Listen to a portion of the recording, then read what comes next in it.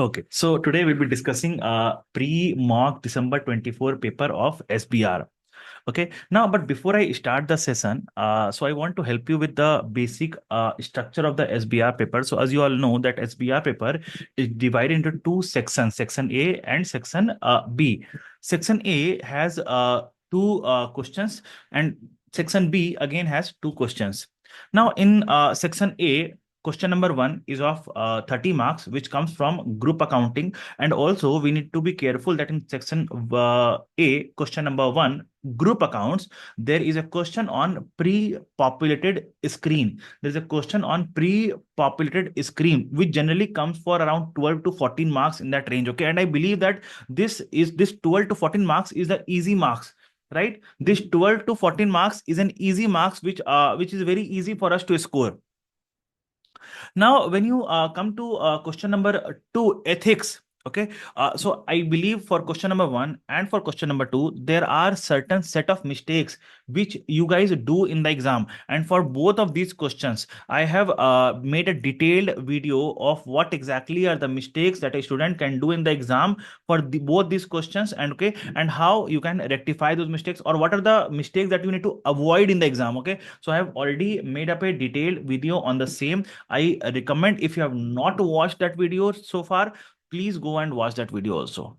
Okay. Now, then in section B, we have two questions, but in section B, each of these two questions are of 25 marks each. Now, is there any hard and fast rule that this question will come from this chapter? No, there is no such rule for that. There is no such rule for that. It can come from any chapter. But understand, the examining team is mentioning that in section B, the questions which are being asked will have a prima facie focus towards either conceptual framework. Like there, for example, they might ask you that what is the relevance of this information in line with the conceptual framework, or they might ask you that the definition of intangible assets as per IS 38 is this one, and the definition of an asset as per the framework is this one. Are they in line with each other, or they are conflicting with each other? If they are conflicting with each other, which one shall prevail? Which one shall prevail?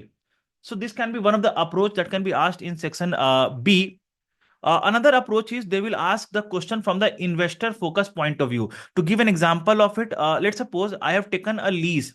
Okay. Now, so for lease, whenever I take the asset on lease, I record ROU asset and lease liability. Now, the question might ask you that if you have taken the asset on lease, how does it make difference when you purchase the asset? What is the impact of it on the gross profit? What is the impact of this on the, you can say, operating profit, profit after tax? All those things they can ask you. Or let's suppose if there is a lesser, if there's a lesser who has leased an asset, given an asset on lease. Okay, now the classification of operating lease and finance lease, how will it make the difference? How will it make the difference in the assessment of profitability from the point of view of gross profit, operating profit, profit after tax? So all those things. Okay, so the analysis, it's more of an analysis in the investor focus point of view. So they link the concept of additional performance measures, which we also call it by the name of key performance indicators, and they link it with the investor focus, because the investors are more focused towards the analysis rather than the numbers. I believe that is very much clear to you.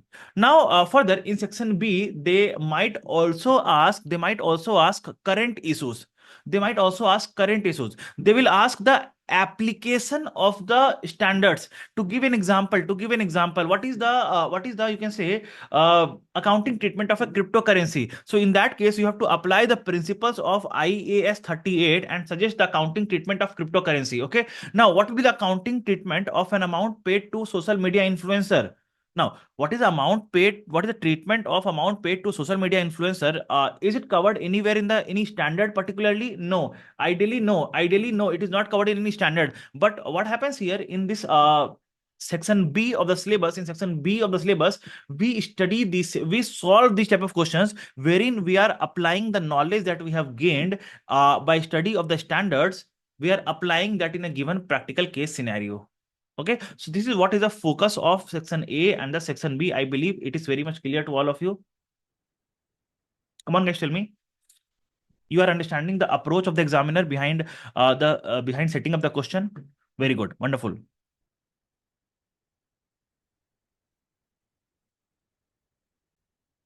Now, I believe that you have already solved your pre-mock December 24 paper at least once. Tell me yes or no.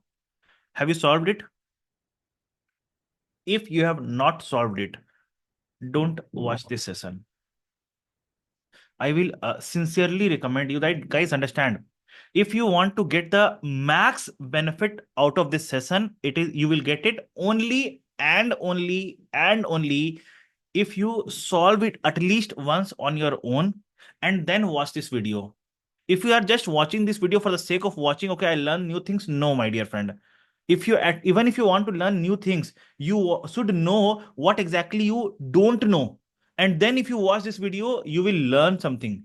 Okay, you will learn something. So please solve it at least once and then watch this session. Okay. Now, so on the assumption that you have already solved the paper at least once, I am moving forward. So SBR paper, how exactly we can solve the paper? So I will tell you the process also. I believe you already know how to reach ACCA practice platform. I believe you already know how to reach ACCA practice platform. If you are unaware of it, so I can guide you in that also. So you have to go to the ACCA global.com website, ACCA global.com website. Now from there, you have to come to the student section. In student section, you have to, can you see my ACCA global.com website, guys? Can you please tell me? Can you see ACCAglobal.com website? Very good. Yes. Okay. Now, so in that you have to come to the student section. Under student section, you have to come to study support resources. Select ACCA qualification. Select your paper SBR. Then go down, scroll down. You will see past exam and question practice. Click on it. It will ask for your login credentials. So when you click on here, so it will ask for a login credentials. Since for me it was already logged in, so I came here to ACCA practice platform. But when you click on this login to ACCA practice platform, they will ask your login credentials. So when you enter your login credentials and click on sign in, they will take you to ACCA practice platform that is here.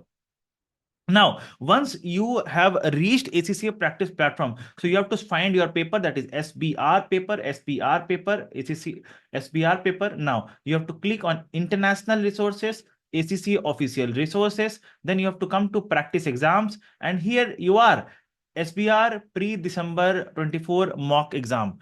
Pre-December 24 mock exam. So you have to assign it to yourself. Since I was already working on this paper, so it is already assigned to me. But for you, you have to assign it to yourself. Okay. Now, once you assign it to yourself, it will start appearing in the self-assigned material. And we see here SBR paper here.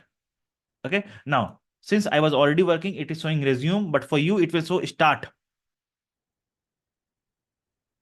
So section A is of 2 questions, 50 marks total.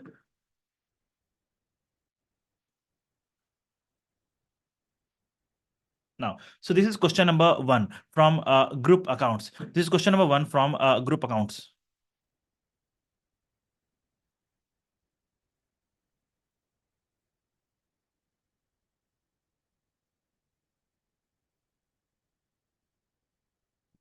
Okay, now, so let us read the question and try to understand and solve the question in the best possible manner. So first question says, is the screen properly visible? You can read the text. Can you read the text properly? Can you please confirm? Wonderful. So first question says, Whitaker Company is a parent of the Whitaker Group. Okay, all group companies prepare financial statements in accordance with the IFRS accounting standards and have a financial year end of 31st December 2005. So what I will do, tell me, I will first of all highlight 31st December 2005 with a green color, right? So you need to make a note of the reporting date. Going forward. So what happens here now, understand. So there are 4 exhibits in this question: investment in Christian company, investment in Kennedy company, investment in Freeman company, and draft console SOFP. Now tell me, will I open draft console SOFP now? Will I open draft console SOFP now? No, I won't open that. No, I won't open that. Okay, I will work on this draft console SOFP towards the end, not now. This information is used to answer the question requirements with your chosen response options. Now tell me what should be my next target. Shall I go and read the exhibits now? Shall I go and read the exhibits now? No, I will go to the requirements. And what will I do with the requirements? I will copy the entire set of requirements. Copy, Control C, copy, and I will close the requirement tab. I will open the word processor. I will paste the entire set of requirements. I will paste the entire set of requirements. I'll format it a little bit. Don't format much, just a little bit for the sake of little bit presentation. That's all, nothing else. Now this is the presentation done. So now what I'll do? Now what I will do I need to open the requirements folder again and again now? No, I'm not required to do that. I'm not required to do that. So now this is my requirements screen, and this is my answering screen. So I am saving time here. I am saving time here. Now, so what I will do now?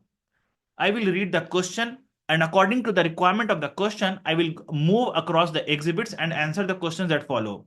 Now, part A, using exhibit 1. Using exhibit 1. Now, so understand what happens if I go to the requirements first. What happens? We know that okay, I have to go to exhibit 1 to find the answer of this question. To find the answer of this question. So if you would have read the exhibits, you are reading it clueless. You don't know what exactly you are required to find in that. Okay, so but when you read the requirements first, you are giving a direction to your brain that okay, brain, you have to find this in this exhibit. In this exhibit, you have to find this. So you are narrowing down the scope, and when you narrow down the scope, you write better answer. Now, so using exhibit 1 and in accordance with IFRS 11 joint arrangements, explain why Christian company should be classified as joint venture. Now tell me, do I need to assess if it is a joint venture or not? Understand? Do I need to assess if it is joint venture or not? No. It is a joint venture, but I have to make that point. I have to prove why it is a joint venture. I have to write justifications in favor of joint venture. I have to write justifications in favor of joint venture. Are you getting my point? So I am not required to assess if it is a joint venture or not. I need to write the points in favor of joint venture. Okay, so now what you will write? Tell me, what will you write? So first of all, it's a joint venture. So what I've told, always do back calculation. So how to do back calculation? So first of all, you have to write what is a joint venture. So define joint venture. Define joint venture. Now tell me, what is a joint venture? Can you please tell me? Joint venture is an interest, wherein two or more parties jointly control a third party. Two or more parties jointly control a third party. Okay, and they have the right to net assets. So what happens in joint venture? The main keywords, see, I'm not writing the entire answer, I'm writing the keywords which you need to write in the answer. Okay, so in joint venture, the keyword is joint control, and another keyword here is right to net assets of the company. Right to net assets of the company. Now, what is the meaning of joint operation? Right to individual assets and individual liabilities. Right to assets and obligation towards liabilities. What is the meaning of joint venture? Right to net assets of the company. I believe you are understanding this point. Now, so this is the meaning of joint venture. Now, after that, you have to define what is a joint control. What is a joint control? What is the meaning of joint control? So in the joint control, what are the keywords? Tell me. Can you tell me what is the meaning of joint control? Unanimous consent is the keyword. Unanimous consent is the keyword. Unanimous consent is the keyword. Very good, Nazma. Very good, Nazma. So unanimous consent is the keyword here in joint control. So you have to write parties that share joint control have a unanimous consent. They agree to the same thing. Okay, all of them agree to the same thing. Okay, they have a unanimous consent while making the decision making. Okay, both of them will agree on the same point. Now, this is what is the you have to write from the point of view of provisions of the standard. So now tell me, have I now so far did I refer to the exhibit? So far did I refer to the exhibit? No, but I can say that still you can score 2 out of 4 marks. Still you can score 2 out of 4 marks. Now, and you will say, sir, SBR is difficult. Arey Baba, SBR is not difficult. Just that you don't know how to apply a logic. Now tell me, honestly, do you think writing these 2 points is a difficult task? Tell me honestly, writing these 2 points is a difficult task? No. You can score 2 out of 4 here. You can score 2 out of 4 here. Now that you have to come to this exhibit. Now read the exhibit. What does it say? On 1st July 2005, Whitaker purchased 30% of the equity share capital of Christian company at the cost of 1.9 million. It recorded the shares as a non-current asset measured at cost. Am I required to evaluate this? No. Fine.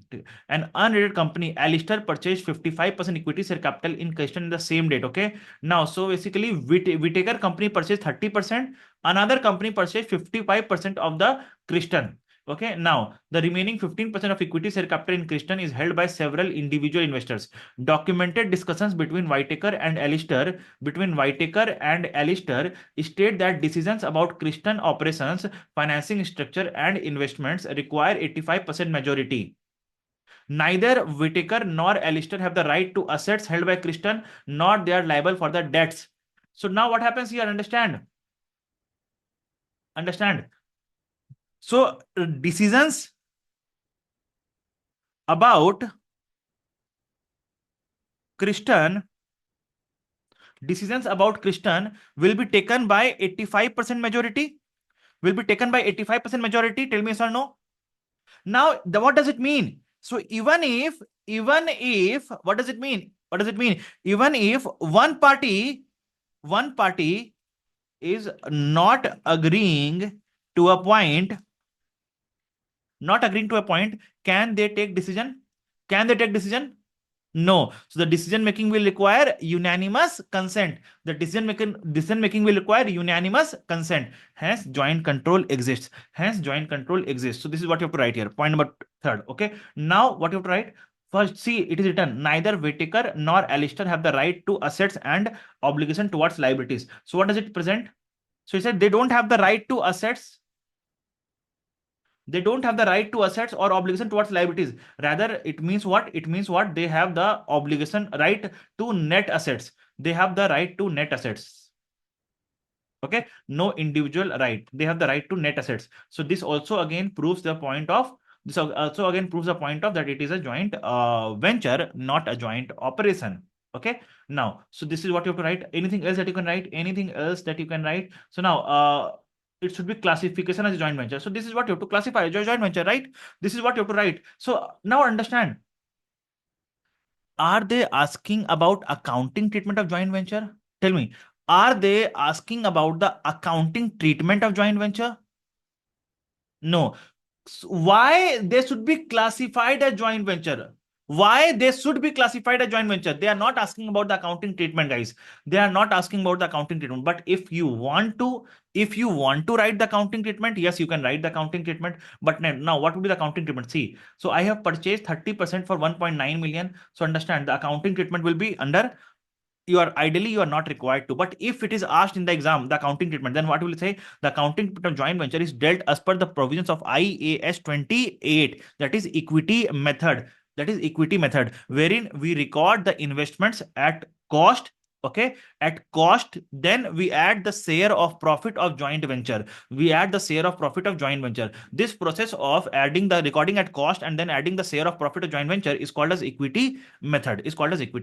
So now, what is the share of cost? So your cost is 1.9 million. Now, what is the share of profit? So understand, on 1st July 2005, the fair value of the net assets is 6 million. In the year ended 31st December 2005, reported a profit of 1.4 million and gains on debt investment at FBT OCI as 0.6 million. Both amounts accrue evenly. So now understand, I have acquired this company in the mid of the year. So now, what is the profits earned? 1.4 million for the entire year. So what is the profit earned in the post acquisition period? 1.4 divided by 2 is 0.7. So what is my share? 30%. So that is my share of profit of joint venture is 210,000. Now, what is the profit earned in other comprehensive income? What is the other comprehensive income earned? 600,000. But this is for the entire year. So what is the post acquisition other comprehensive income? 300,000. What is the 30% of it? 90,000. So what is the accounting treatment that I will record here? The accounting treatment which I have to record is investment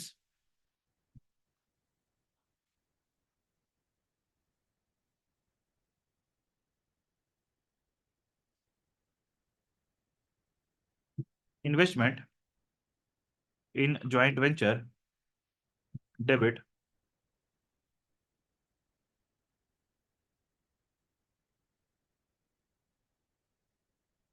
Okay, how much? 1900 to bank. Credit 1900. Now then comes the next point. Share of profit of associate, that is investment in JV again, investment in joint venture again, debit to share of profit of associate, that is P&L, to other comprehensive income, credit.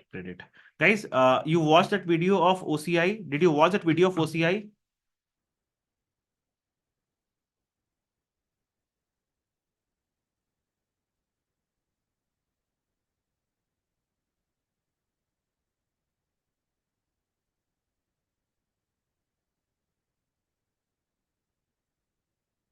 Please do it, otherwise it will get missed.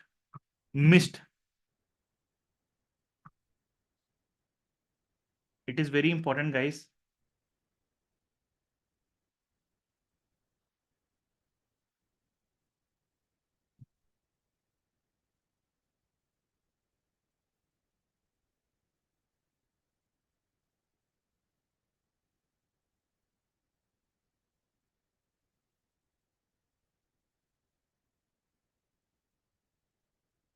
Okay, so this is what is the part A. Now can I move on to part 2? Can I move on to part 2? Yes, Nazma, tell me your query.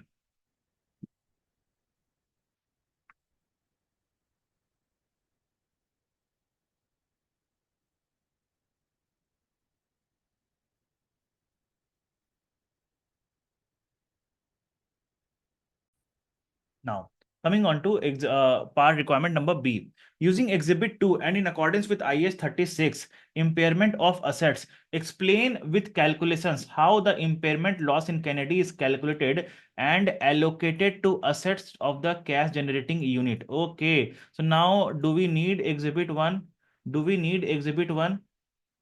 Do we need Exhibit 1? No, we don't need it. We don't need it. Let me close this exhibit.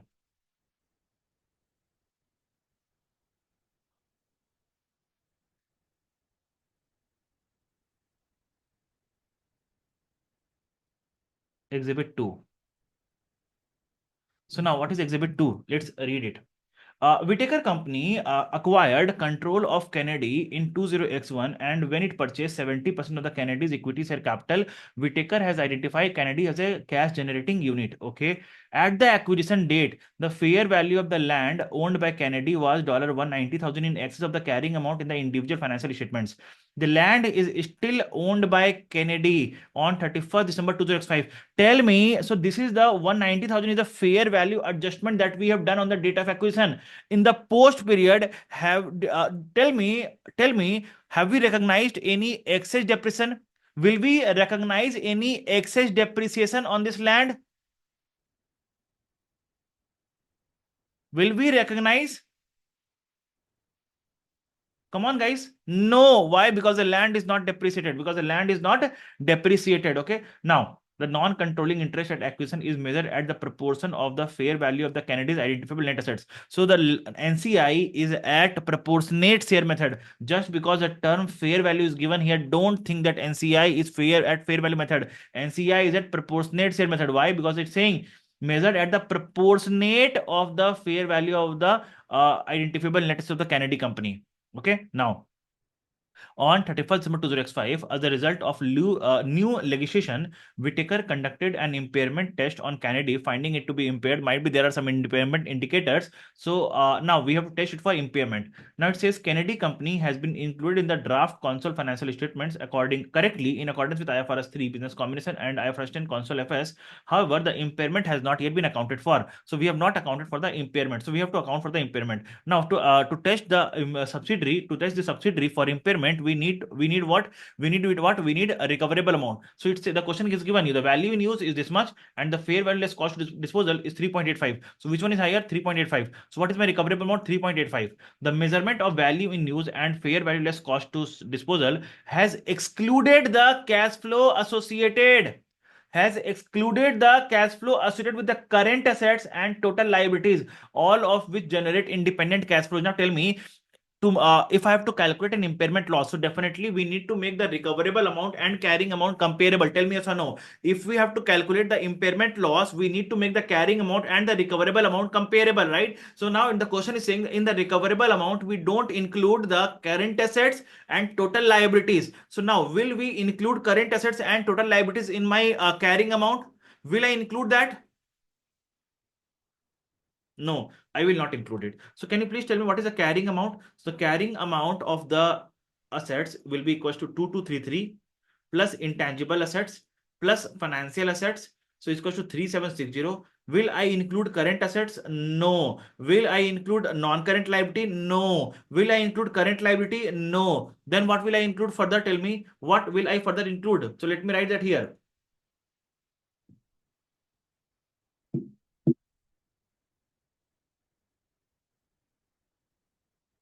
Carrying amount of assets is equals to how much? Is equals to how much? 3760.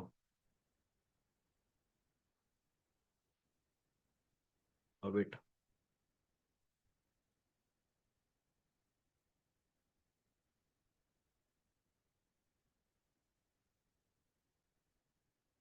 Carrying amount of assets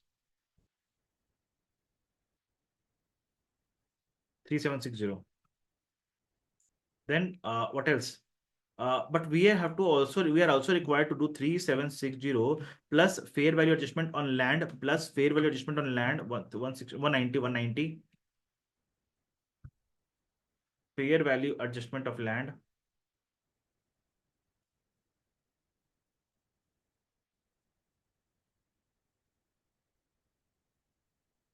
Okay, now then we'll write goodwill. So can now we need to calculate goodwill in that case. So we need to calculate goodwill, working note number one.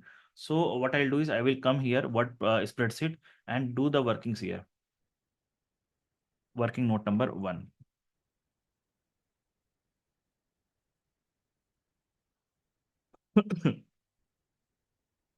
Goodwill. Sorry, goodwill. So now for calculating goodwill, we need data. What is the data? So what is the investment done? Investment in Kennedy done amount is not given here. Kya? Okay, okay, we'll find it out. Don't worry, don't worry, don't worry. Okay, it is given. It is given. The goodwill on the acquisition of Kennedy is 308,000. It is given in the question. Goodwill is given in the question 308,000. Okay, so we are not required to calculate goodwill again. So let me close this. Let me close this. We have been given the goodwill. We have been given the goodwill. So we know the goodwill amount 308,000, 318,000. Okay. But now understand, this goodwill is partial goodwill. So now we need to add something called as notional goodwill, which will equals to 318 divided by 80% multiplied by 20% is equals to how much? 318 79.5. So now, so this is the total carrying amount. Can you please add it up? 3760 plus 190 is 3950. It's not 37, it's 3950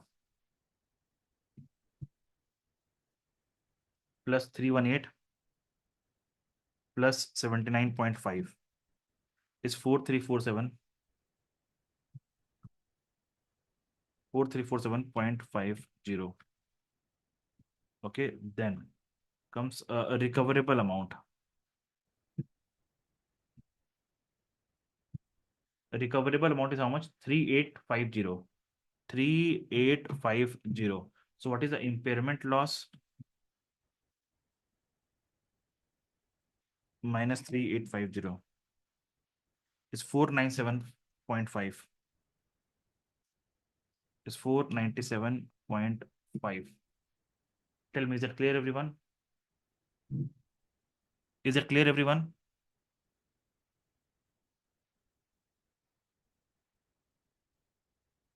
Okay, but Oh. Guys, 1 minute, hold on. We have made a mistake here. It is not 80%, it is 70%, guys. It is 70%, not 80%. Just hold on a minute. I made a mistake. 318 divided by 70%, multiplied by 30%, it will become. Sorry. This figure will be different. 318 divided by zero point 0.7 into 0.3. It is 1318 divided by 0.7 into 0.3. It is 136 point.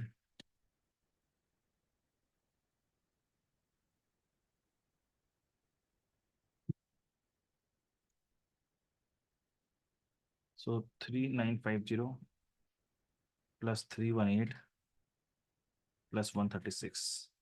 4404. 4404 minus 3850 is 554. Okay, this is the impairment loss.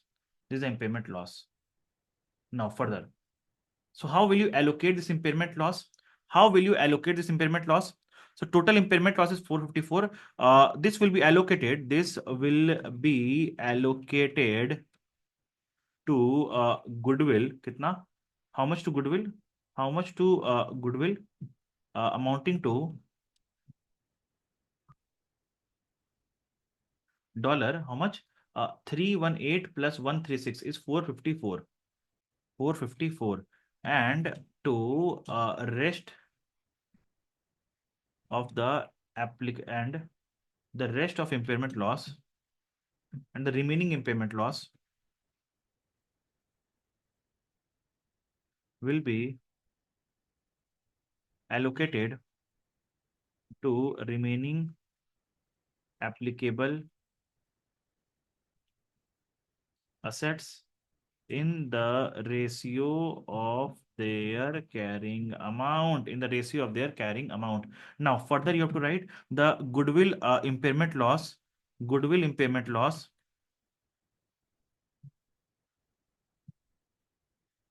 parent portion is how much? Parent portion is how much? 318. And NCI portion is how much? NCI portion is how much? And NCI portion is how much? 136. Now tell me, will we recognize NCI portion? We will not recognize impairment loss of goodwill for NCI. Why? Because goodwill was partial. Goodwill was partial because there was no goodwill for NCI, so there is no impairment loss on goodwill for NCI. Okay, so this is how you have to write. So now what is, again back to the question, what is the question? So using exhibit 2 in accordance with IS 36 impairment of assets, explain with calculations how the impairment loss in Kennedy is calculated. So how will you write the answer? How will you write? First of all, you have to give the this one calculation. This calculation will fetch you 3 marks. This calculation will fetch you 3 marks. Now then you have to give this justification. So 3 plus 1 4, 4 plus 1 5. So 5 marks is here sorted. Now what you have to write? Now you have to write what? So you have to write what exactly is the concept of impairment loss. Okay, how will you write your answer? So understand what exactly is the concept of impairment loss. Then you have to write a recoverable amount is higher of both two. Recoverable amount is the higher of these two. Okay, then you have to write that we are why to exclude current assets. Why to exclude current assets and total liabilities and total liabilities. So these are the points which you are required to write in the exam. So now tell me, is that clear, everyone? Can you write this exam? Can you write this in the exam now? Tell me. Can you write in this exam? Okay, wonderful. So this completes my part B of the question. Coming to part C, using exhibit 3, explain with calculations how Whitaker's purchase of additional equity capital in Freeman should be reflected in the consolidated financial statements. Okay, explain with calculations how Whitaker's purchase of additional equity share in Freeman.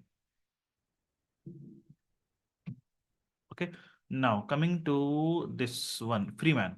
Okay, now, so what happens here? See, Whitaker acquired control of Freeman on 1st January 2002 when it purchased 60% of the Freeman's equity share capital. At this date, Freeman's recognized net assets in the individual financial statements were measured at $1.58 million, which was equal to the fair value.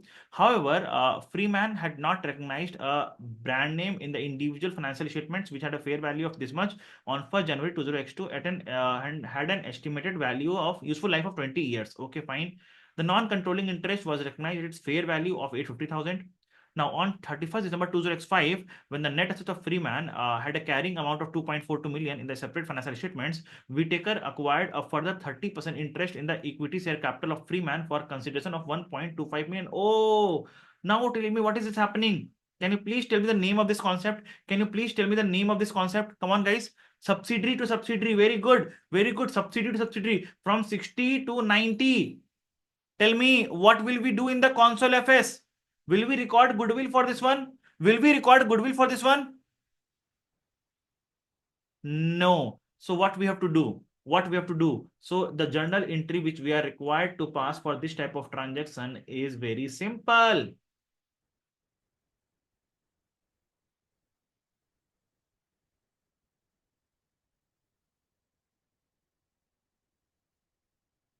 So we will pass NCI debit to bank because I have purchased, so my outflow to bank, and the difference will go to P and L. The difference will go to P and L, right? The difference will go to P and L, right? The difference will go to P and L, right? Okay, console P and L. The difference will go to console P and L, right?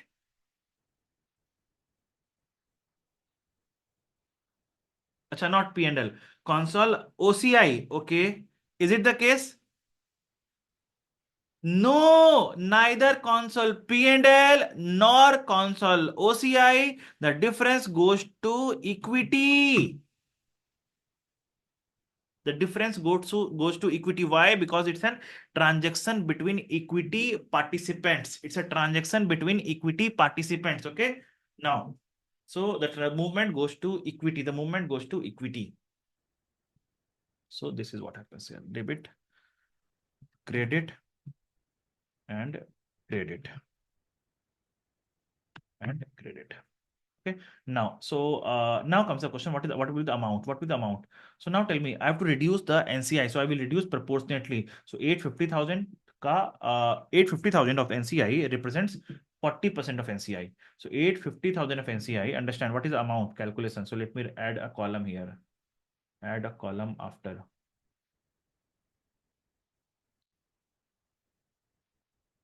So understand, 850,000 represents 40% of NCI. Now I have to calculate the value of 30% NCI. So what is the amount? Tell me. 850 divided by what, 0.4. 850 divided by 0.4 into 0.3. That comes to 637.5, right? 850.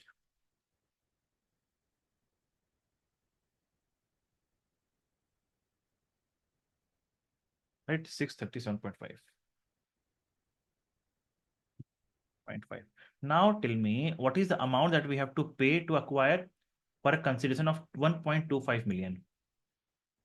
So I have to pay in bank 1250. Okay. Nazma is saying, isn't it 10%? Why 10%, Nazma? See, understand, when initially on 1st January 2002, when we acquired the subsidiary, we acquired 60%. So this NCI represented 40%. Now, after this, it is saying that on 31st December 2005, when the net assets had this much, was this much, we acquired further 10%. So yes, NCI now after reduction becomes 10%. So earlier it was 40 minus 30 is equals to 10. So for 40%, the value was this much. So now I'm saying what is the value for 30%? So that I am reducing. So ultimately it will become 10%. Okay. Now, so what is the value of equity that goes to equity? What is the value that goes to equity? So 1250 minus 630, 1250 minus 637.5. It is 612.5. X to bank equity will come. Okay. Okay.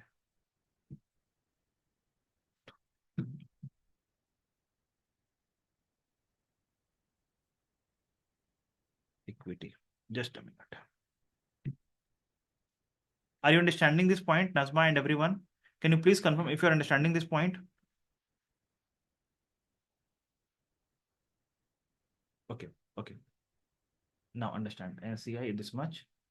Then comes equity account debit. Equity account debit. Now, just let me check the figures also. So when are we reacquiring on 31st December 2005? And this NCI was 850,000. Okay, but if you read the question on 1st January, on acquisition is this much. Date of acquisition was 1st January 2002. Okay, read the questions here. See, on first, okay, so what happens since we are not drawing, solving the question here with the line chart, this is the issue which is coming up. So what I have to do here is, so I'll show something to you. I'll show it something to you. Statement of net assets, date of acquisition, post, and reporting date. Okay, now, so what is the value of net assets on date of acquisition? See here, can you please tell me? Fair recognized net assets individual 1.58, which is equals to, okay, 1.58 million.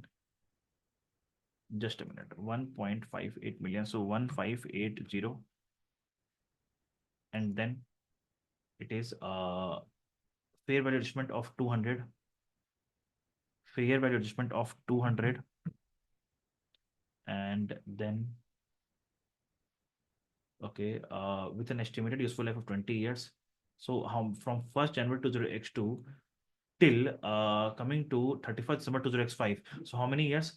2002, 3, 4, 5, 4 years. 4 years.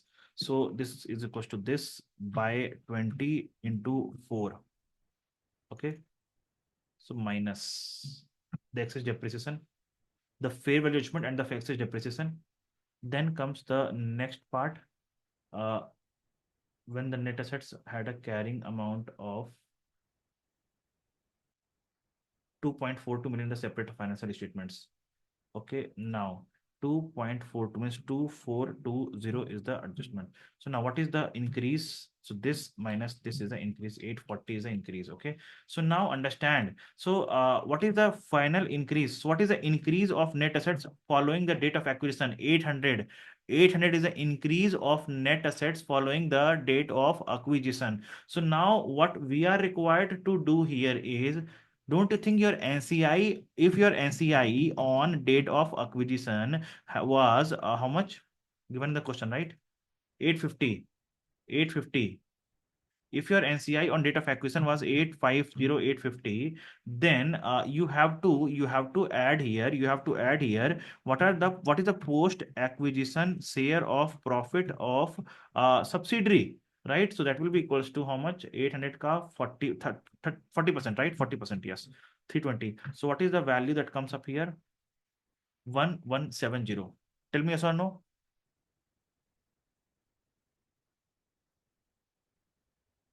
Come on, guys, tell me. So this is the value of NCI on 31 December 20x5. Do you agree with me? Do you agree with me on this?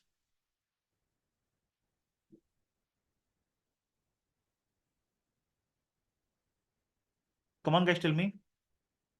So now 1170 into 0.4 divided, okay, 1170 divided by 0.4 into 0.3 is yes. So now, so what will happen here is if I come to the word processor, so NCI will be 1170 here. 1170. So what is the amount? Can you please calculate? Tell me.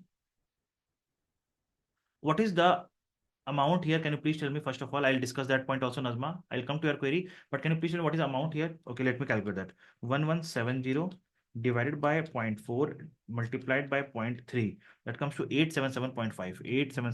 877.50. Now, Nazma has a query that, sir, what about the increase in net assets if NCI is proportional of NA? So now understand, the difference in treatment of NCI is only on the date of acquisition. So on date of acquisition, it can be measured at proportionate share method or fair value method. Subsequently, it is the same. Subsequently, in both the cases, we add the share of profit of the post acquisition part, share of profit of the post acquisition profits of the subsidiary company. Okay, Nazma? Okay. So now this is this much. We have paid 1250. So what is the difference that comes up here?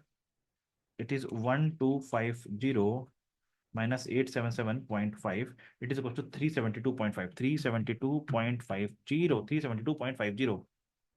Tell me, is it clear, everyone? Is that clear, everyone?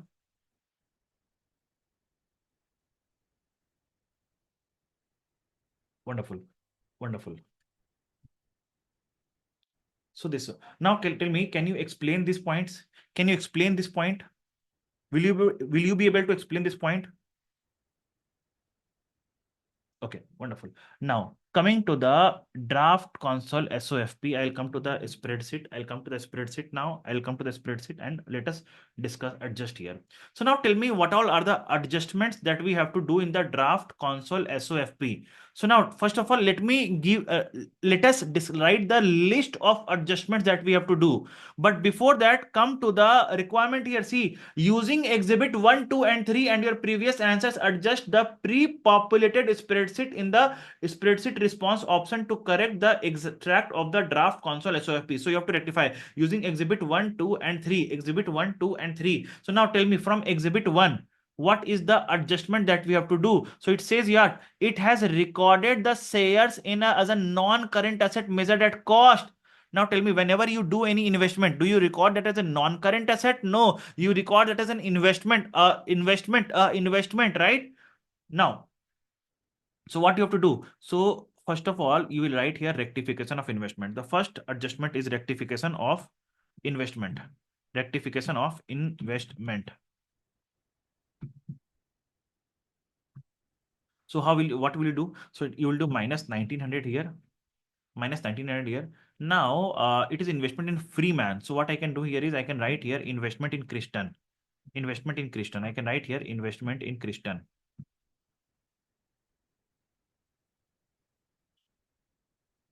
I can write here investment in Christian. How much? Plus 1900. Tell me, is that clear, everyone? Is that clear, everyone?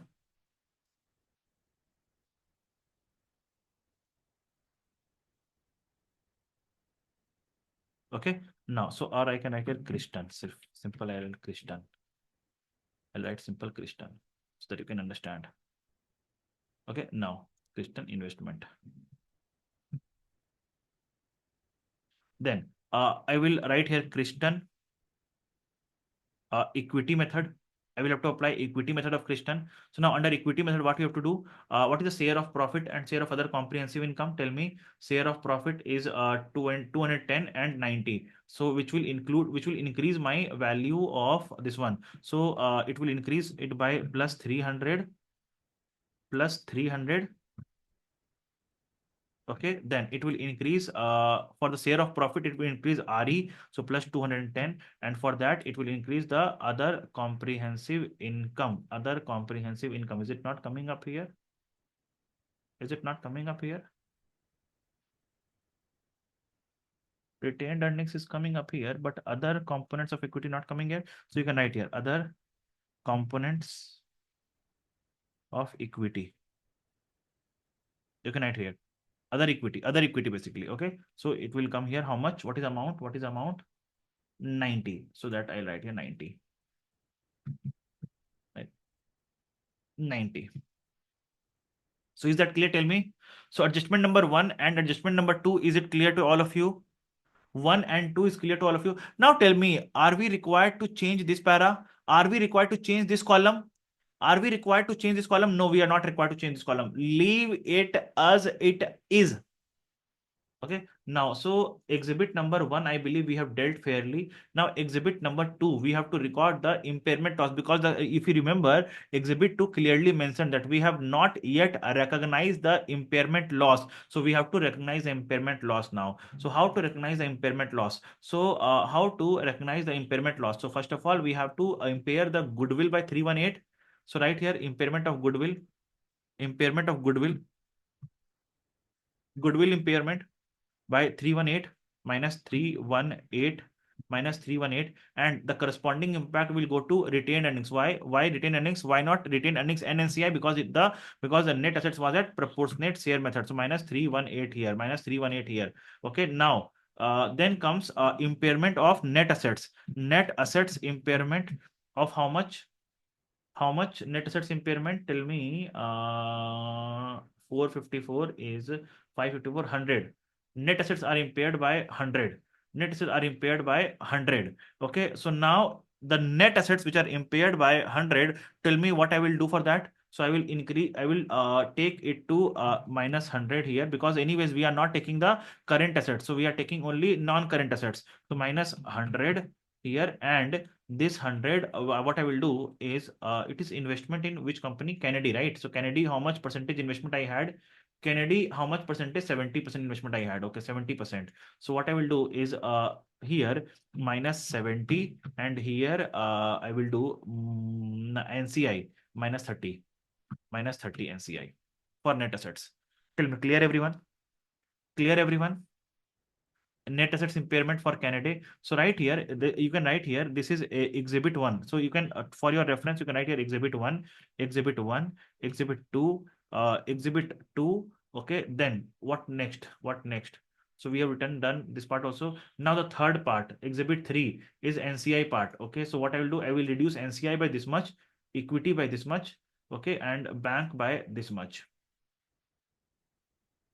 But what is the treatment that we have done? Just see here, no?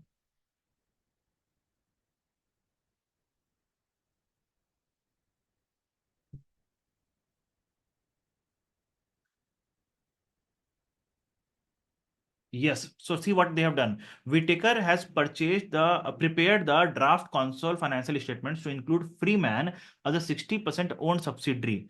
In accordance with the relevant IFRS accounting standards, it has made no accounting entries in relation to the purchase of an additional 30% interest other than to recognize the additional investment at cost. Recognize additional investment at cost. So what I have done, I have recognized it as an investment. I have recognized it as an investment. So now what I have to do to rectify? To rectify, what I have required to do? Tell me. So what is the wrong entry which I have passed? The wrong entry which I have passed is investments account debit to bank. Now tell me what is the correct entry which I have to record. So I will record NCI account debit, equity account debit to investment, to investments, right? Right? So what I will do is I will reduce my investments. Okay, exhibit number three. Exhibit number three. So I will reduce from investment in Freeman 1250. I will reduce from here 1250. Now I will reduce my NCI by why it is coming up here? Okay, okay, okay. Sorry, 1250 will come here. Then it will, I will reduce my NCI by minus 877.5, and the rest I will take how much? What is amount? What is amount? What is amount? 372.52 equity. 372.52 equity. 3 minus 372.52 equity. Tell me, is that clear, everyone? Is that clear, everyone? Now, any other thing? Exhibit number 4 is this one only. Now, what are the final figures? So tell me the final figures now. Tell me the final figures now. So the final figure will be equals to the sum is equals to sum.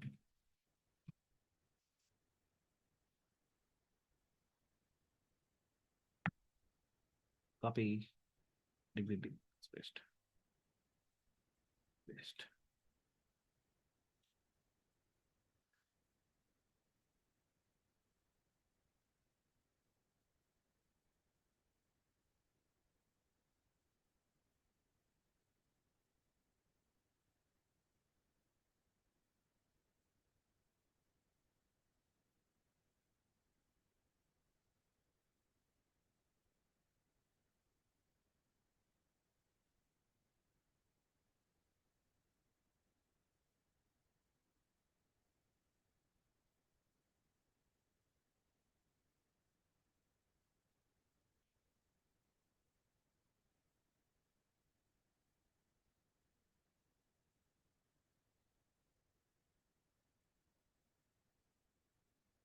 So it's done.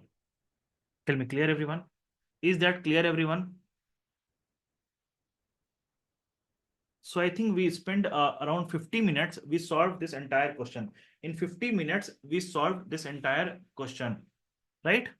In 50 minutes, we solved this entire question. So how many minutes we do have in the exam? 195 minutes for 100 marks. So for each mark, we have 1.95 minutes. Now, what is the marks of this question? 30. So into 30, if you do, so how much minutes we have for this question? So we have 117 minutes. So we have 30, right? Divide by 30. Huh. So 30 into 1.95 is 58.5 minutes we have. 58.5 minutes we have, and we solved this question in 50 minutes. So I believe that was a good timing, right? That was a good timing, right? Yes, it will take you little bit more time because you are required to write the explanations in detail, point number one. But it will take you less time also because in the exam you are not required to explain like I am doing here. You are not required to explain like I'm doing here, right? So I believe this will compensate. This will compensate in the exam, right? And you will be able to solve within 50 minutes. Tell me now. So now you are saving your time. If you are able to solve this question 50 minutes, you are saving your time actually. So examiner is saying that you have to solve it in 58.5 minutes, but you are solving it in 50 minutes itself. And I believe you can very well do that. Come on, guys, tell me. Do you think that this part is difficult? Difficulty arises when we start to write something or that something that is not being asked in the exam. And when that happens, when does it happen? When does it happen? That it happens when we don't know the answer. It happens when we don't know the answer. The only recommendation that I have for all of you, okay, listen to me very carefully. Listen to me very carefully, guys. Just a minute. Stop share. Stop share. Yes. Can you see me now? Can you see me? Okay, just a minute. Okay. So moving on to question number 2. Devonald Company is a waste management company. It prepares its financial statements as per the IFRS accounting standards. It has a financial year end of 31st December 20x5. The financial year end is 31st December 20x5. Okay. Uh, yes. Now, the following exhibit available on the left hand side of the screen provides information relevant to the question. The exhibit is about purchase of land, provides information about land purchased by Devonald Company during the year. Purchase of land, purchase of land. So this exhibit is there. I will not read the exhibit. I will not read the exhibit. Rather, I'll go to the requirements. I will copy the entire set of requirements. Copy, copy, copy. Then I will go to the word processor. I will paste the requirements here. Okay, making my life considerably easy. Okay, then closing the requirements folder, not required, not required. Okay, let me resize this file so that I can see multiple screens at one time. Now, am I required to open the requirements folder? No, I just need to open the exhibits now as per the requirement. So now the first question is using the exhibit 1. Using the exhibit 1 and in accordance with IFRS accounting standards, explain how to correct the accounting treatment of land and associated costs in Devonald Company financial statements for the year ended 31st December 2005. Now, so what we have to do using this exhibit and the relevant IFRS, we need to say that what should be the accounting treatment of this of something which is explained here. Okay, now so let me read the exhibit first of all and then we'll discuss. So it says Jack is one of the team of the member of the ACCA members, is one of a team of ACCA members in a financial reporting department at Devonald. C is involved in preparing financial statements for the year ending 31st December 2005, ready for the arrival of the external audit team. C has recently joined the company after several years working outside the accountancy profession and is currently in the probationary period. The finance director, who's also an ACCA member, has asked Jack to review accounting entries relating to purchase of land. So now see these points which are they are talking from an ethics perspective. But are we required to write ethical answer in part A? No, I'm not required to write an ethical answer in part A. I am required to write an accounting answer in part A. So I will not give I'll not give importance to the ethics issue now. Okay. Now, so further it says that the finance director, who is also an ACCA member, has asked Jack to review accounting entries relating to purchase of land. So the issue which is being discussed here is a purchase of land. He told her that the financial reporting team was short-staffed when the entries were made, and so he asked a student accountant to make them. However, the finance director was at a supplier hospitality event and was unable to supervise the student accountant. The student accountant has subsequently left Devonald and no one reviewed the entries. Oh my God. So what happened here? So the finance director told to Jack told to student accountant. Now student accountant did the entries. Student accountant left the company. No one reviewed the entries. Okay. Now Devonald purchased the land on 1st May 2005. Land was previously being used to quarry the slate. Devonald acquired the land, including the quarry, for use as a landfill site. Landfill site was as a dumping yard. Okay, now it part funded the purchase and subsequently expenditure on the site using its pool of general borrowings. So it is talking about purchase of land. It is talking about general borrowings. Now, between May and September 2005, Devonald incurred expenditure in line to quarry the with clay to prevent waste escaping into surrounding oil. See now, how will we do the accounting? So the question is asking about the accounting. So you have to write about the accounting treatment of purchase of land, accounting treatment of purchase of land. Then you have to talk about what else? Tell me what else? Subsequent expenditure. You have to talk about subsequent expenditure. How will you account for the subsequent expenditure? Then you have to talk about general borrowings, whether we will capitalize it or not. If we capitalize, then what is the rule? What is the principle behind capitalization of general borrowings? Then on the side between May and September 2005, Devonald incurred expenditure to quarry with clay to prevent waste escaping from the surrounding soil. It also divided the quarry into 20 separate waste cells. So division into waste cells. Okay, now each of which would be filled in turn with household waste. It is expected that each cell will take 1 year before it is full. Devonald's operating license requires that waste cells must be capped once full and the land restored to grassland. So it is called as sort of decommissioning, right? So read this line. Don't you think this line gives us a essence of decommissioning? Can you please read this line and tell me? Can you please read this line? This line gives an essence of decommissioning,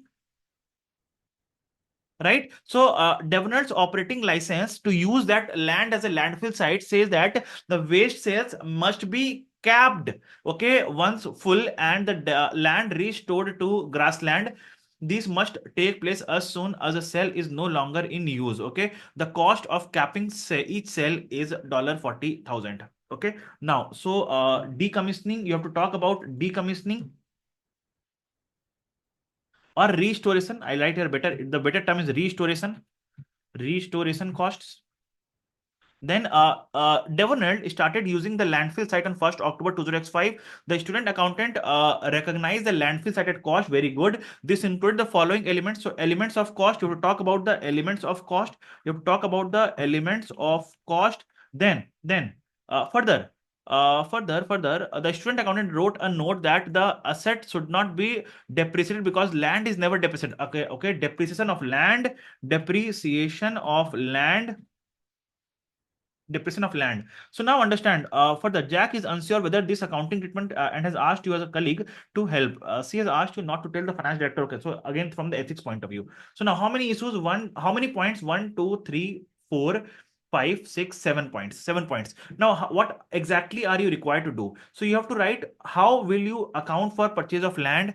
How will you account for purchase of land? And if he has done any mistake, you have to write that point also. Like, let's suppose in purchase of land, there is no mistake. There is no mistake. So what you have to write here, purchase of land is recognized at cost.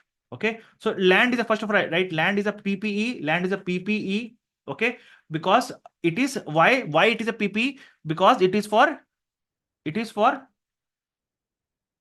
used for supply of services, supply of production of goods or supply of services, right? Supply of services. What services? Landfill site. Landfill site. Okay. Now it is a PPE. Then you have to write initially recognized at cost.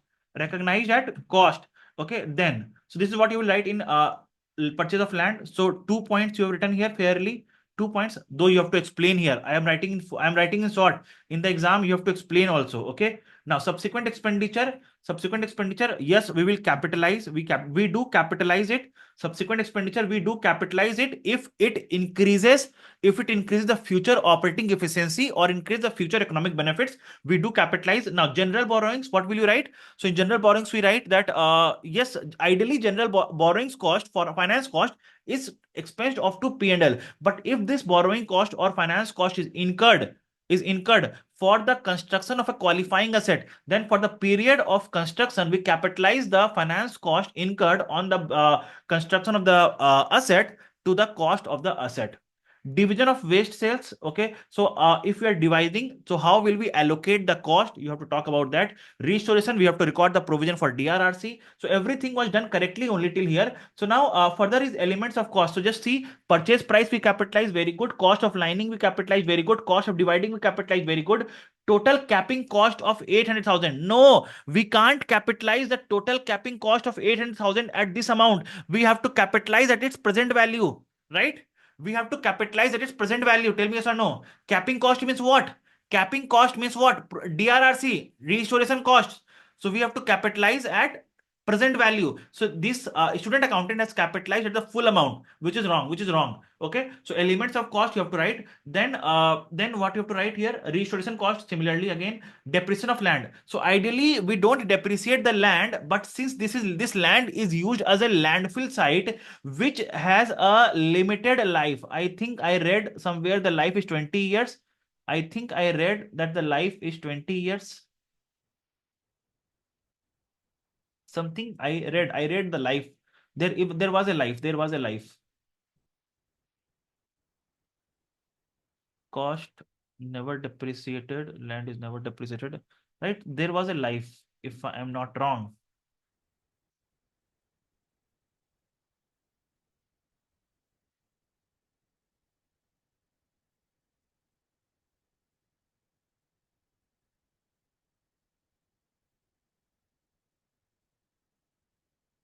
Okay, I'm not able to find, but yes. So this landfill site will have to be depreciated over its useful life. Landfill site will have to be depreciated over its useful life. So this is what we have to write. Tell me now. So can you write? So eight. See how many points? One, two, three, 8 points I have written here. So can you make it 10 points for this? Can you make 10 points out of this? Tell me. Can you make 10 points out of this?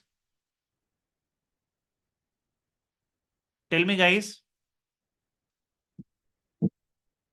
Please tell me, my dear friends. Very good. Very good. So now close it. uh Close it. Okay, okay, now we have to write one more question now in this one. Yes, ethical issue. Ethical issue. Now comes the main question, the ethical issue. The ethical issue. Can you repeat on division of waste sales? Now understand. So basically, whenever you divide the, let's suppose I have taken a land. I have taken a land. Okay. So what I have done, I'll tell you what I have done. I have taken a land. Okay. Let's suppose this is a land. Okay. Now, so what I have done, I have divided the land into 4 parts: wet waste, dry waste, household waste, chemical waste. So to divide this land into 4 parts, I will incur into some costs. I will incur some costs, which I have to capitalize, which I have to capitalize, right? So that's what I'm saying. So division of waste sales will, for division of waste sales, we will incur some costs, which we have to capitalize, Okay.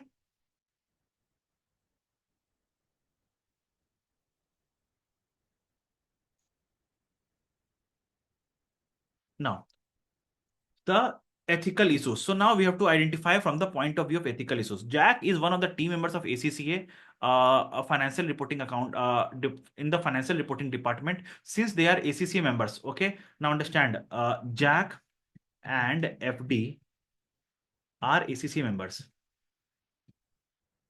Are ACC members. So definitely we do expect them to follow the fundamental principles of ethics, and they have to show a moral and honest behavior, right? They have to show a moral and honest behavior. Okay, so first point, this may or may not fetch any marks, but yes, this will improve the quality of your answer. C is involved, okay. C is involved in preparing the company's financial statements for the year ended 31st December 2005 and ready for the arrival of the external audit team. C has recently joined the company after several years working outside the accountancy profession. Working outside the accounting profession. Jack was working outside the accountancy profession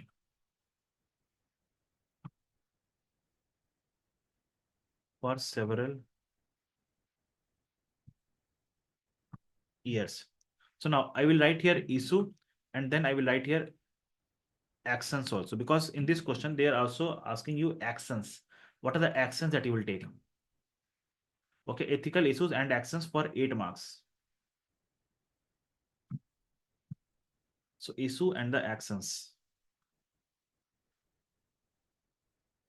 Now, so now tell me, so this links to what issue? PCDC, professional competence and due care. Tell me yes or no.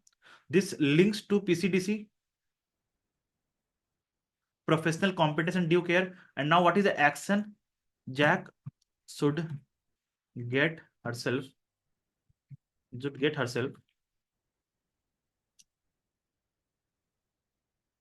okay, professionally get herself a professional training on IFRS, probably from Vishal Jain, right? Preferably from Vishal Jain, right? So that she will understand what is the meaning of IFRS and how account IFRS works. Now, so further, she has recently joined the company after several years working outside the accountancy profession and is currently in probation period. The finance director, who is also an ACC member, has asked Jack to review the accounting entries relating to purchase of land. He told her that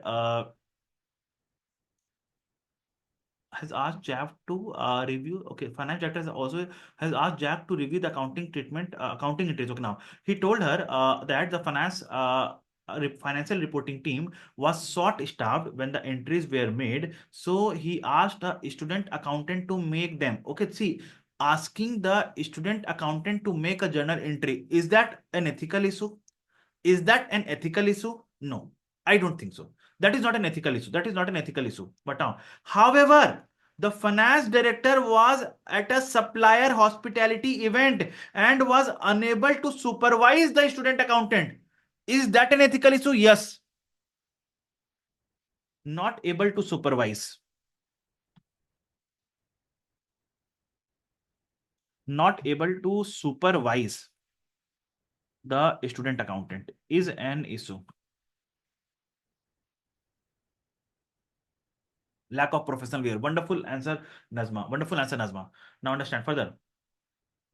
However, the finance director was a supplier hospital and unable. Okay, the student accountant subsequently left Donald, and no one reviews the entries. No one reviewed the entries. No one reviewed the entries. No supervision, no review. What is this going on? No one reviewed the entries. Okay, now Devonald purchased the land on 1st May 2005. The land has been previously been used to call. Okay. This is talking about, they are talking about now. This one. Okay, fine. Okay, now. Okay. Jack is unsure that this is the accounting treatment and has asked her colleague, to help. Now understand. So again, we already wrote a point on this one. That Jack doesn't have the professional competence. So you can add this point here. You can add this point here. Okay, now further, she has asked you not to tell the finance director that she needs your advice because she is worried that if that he will find out that she has not kept the knowledge of IFRS accounting standards up to date. Now, this is again an issue. This is again an issue. Why? Because is she showing integrity in her behavior? Is she showing integrity in her behavior? No. So what is the action? So Jack should herself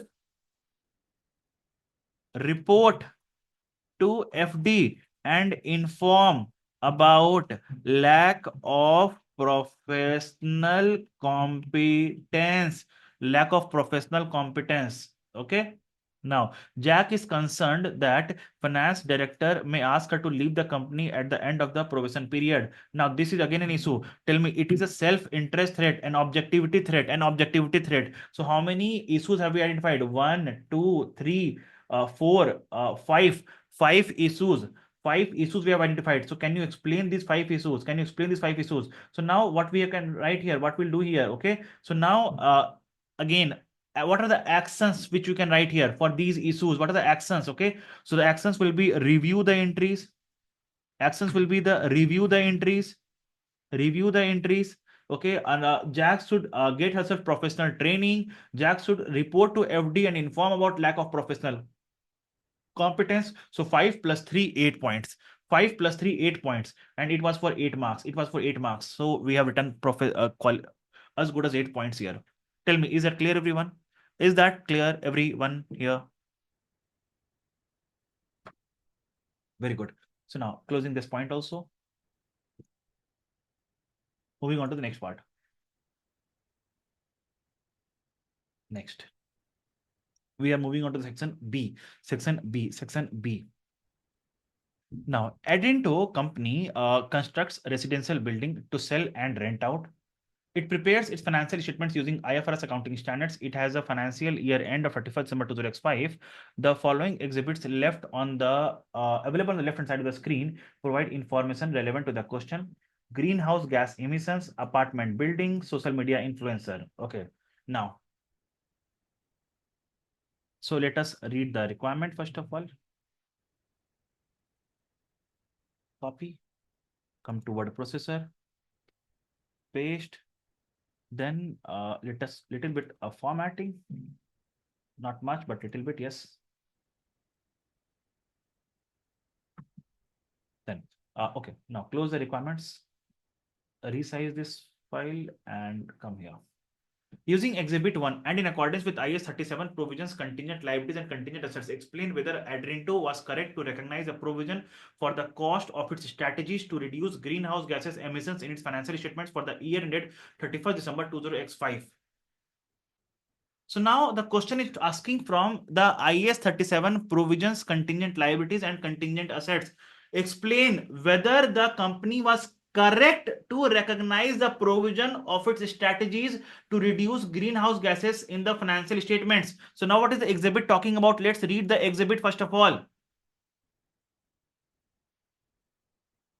In May 2005, Adrinto's general meeting, the directors announced the shareholders that the company was committed to reducing its scope 1 net greenhouse gas emission by 80% by 31st December 2009. The directors also announced two ways to achieve this. Oh, the directors were very far-sighted. Okay, so they announced how will we reduce the emissions. The most GHG emissions on construction sites are relating to burning of diesel fuel. Adrinto will therefore invest in battery energy. See the question. Adrinto will therefore invest in battery energy synergy systems for use on its construction sites to reduce reliance on energy from diesel fuel. So now what is happening? So they are, don't you think they are more talking like a politician? Once I become the Prime Minister of India, I will do this. Okay, now the Adrinto intends to order several of these systems at a total cost of 10 million, delivery between 20x6 x7. The directors have stated that despite the investment, all construction projects are still expected to make a profit. Now, even if we invest in this, we will still be in profit. But understand one point here. Why I stated the line that they are talking about like a politician. Now, tell me, I am trying to make an impact in your brain here. So understand what politicians does. They first of all promise, but they don't deliver. They promise, but they don't deliver. Right? Tell me yes or no. They promise, but they don't deliver. Right? Now, can we catch hold of the politicians and ask, why didn't you deliver? Tell me. Can we catch hold of the no? Similarly, Adrinto has announced that I will do this. If Adrinto doesn't do, will investors catch hold of Adrinto? No, no, no. So is there any obligation on Adrinto? Is there any obligation on Adrinto? No. But yes, let's suppose Adrinto would have given a contract to purchase the that battery energy systems and received battery energy systems, but I have not paid it. Then in that case, it creates an obligation. In that case, it creates an obligation. So what is the meaning of present? See, we can recognize a provision only if there is a present obligation arising from past events. So now what is a past event? If I have given an order and have received the battery energy system, but I am yet to pay that. So in that case, yes, I do have an obligation. I do have an obligation. So I can record a provision only and only if I do have an obligation to pay. Obligation, a present obligation to pay arising from results or arising from past events, outflow of which is probable, outflow of which is probable, and the amount can be reliably estimated. In that case, we do recognize provision. We do recognize provision. I believe I have given you. See, in my chapter of can you please open the provision notes? Can you please open the provision notes? Can you please open the provision notes that I shared with you? Did I share provision notes? Yes or no? I shared it or not?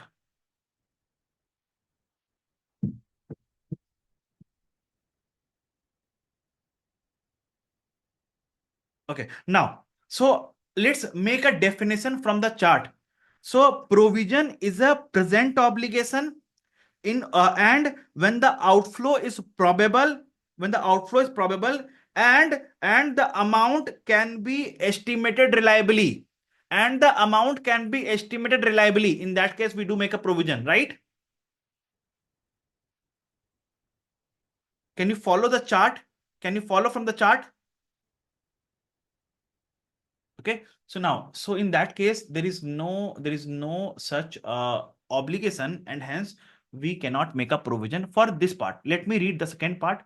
To the extent that the use of the battery energy systems does not reduce, okay, reduce.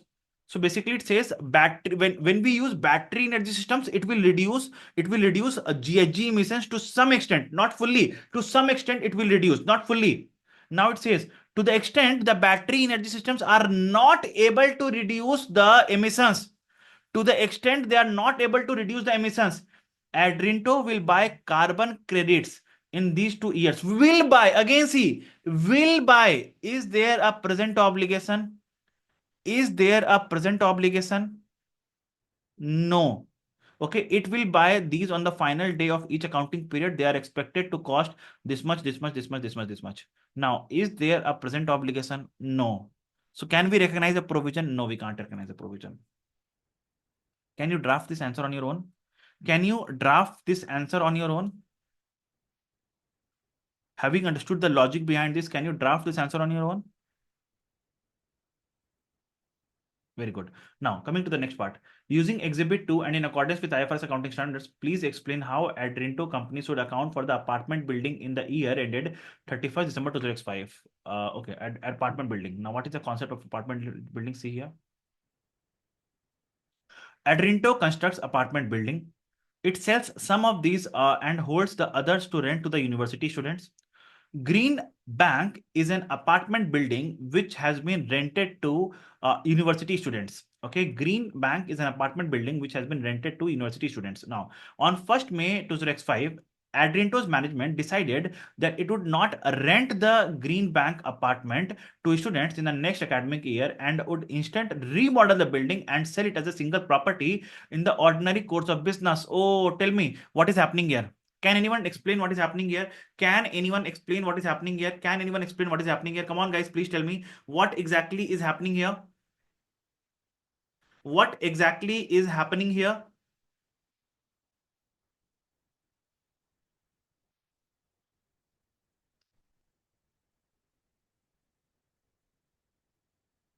Come on, tell me. What exactly is happening here?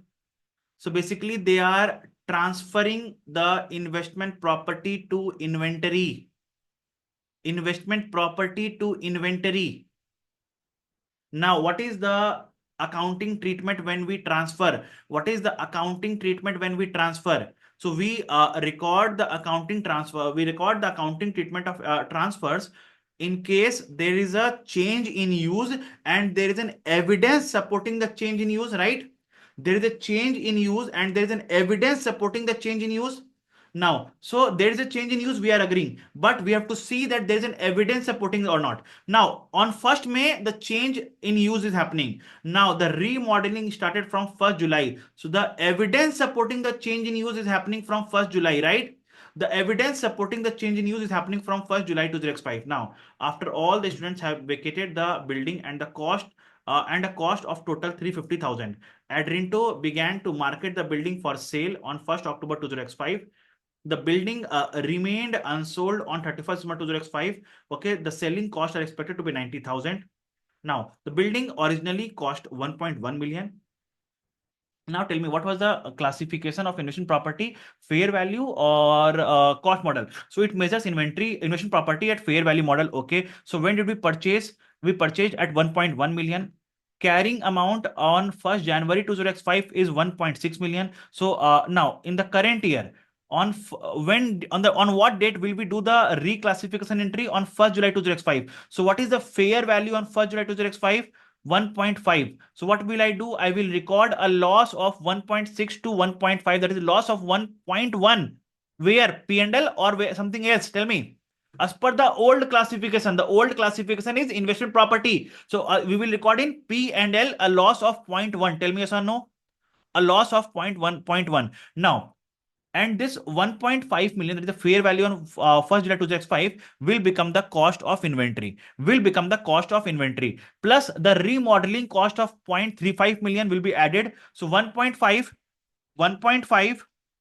plus 0.35 plus 0.35 is equals to 1.5 plus 0.35 is 1.85 is the cost of inventory.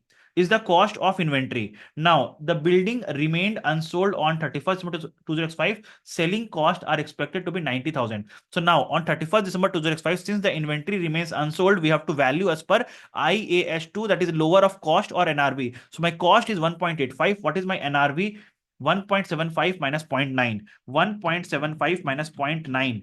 1.75 minus 0.09, that is 1.66. 1.66. So 1.66 minus 1.85. 1.66 minus 1.85, that is we have to record a impairment loss of 0.19 to the cost of sales. A impairment loss of 0.19 to the cost of sales. Tell me yes or no? Is that clear, everyone? Is that clear, everyone? Are you understanding, my dear friends? Okay, what I'll do is I will write the answer for you here. Okay, I'll write the key points here. Understand? On 1st January 20x5, 20x5, the carrying amount of investment property is equals to 1.6 million. Now on 1st July 20x5, that is date of transfer. Okay, fair value is equals to 1.5 million. Therefore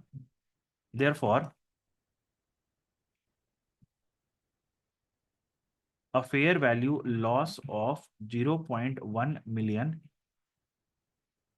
is recognized in P&L. Okay, now further, uh, investment property will be transferred to inventory at 1.5 million, which will become cost of inventory. Okay. Further,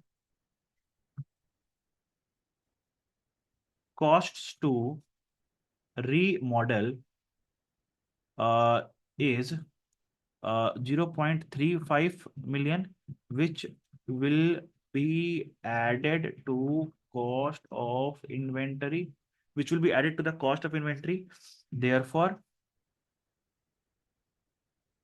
Therefore, total cost of inventory is equals to how much? Total cost of inventory is how much? 1.85. Okay. Now, NRV of inventory is how much? NRV of inventory is how much? 1.75 minus 0.09 is equals to 1.66. Therefore, decline in value of inventory is equals to how much? 1.85 minus 1.85 minus 1.66 is 0.19. 0.19. Is that clear, everyone? Is that clear, everyone?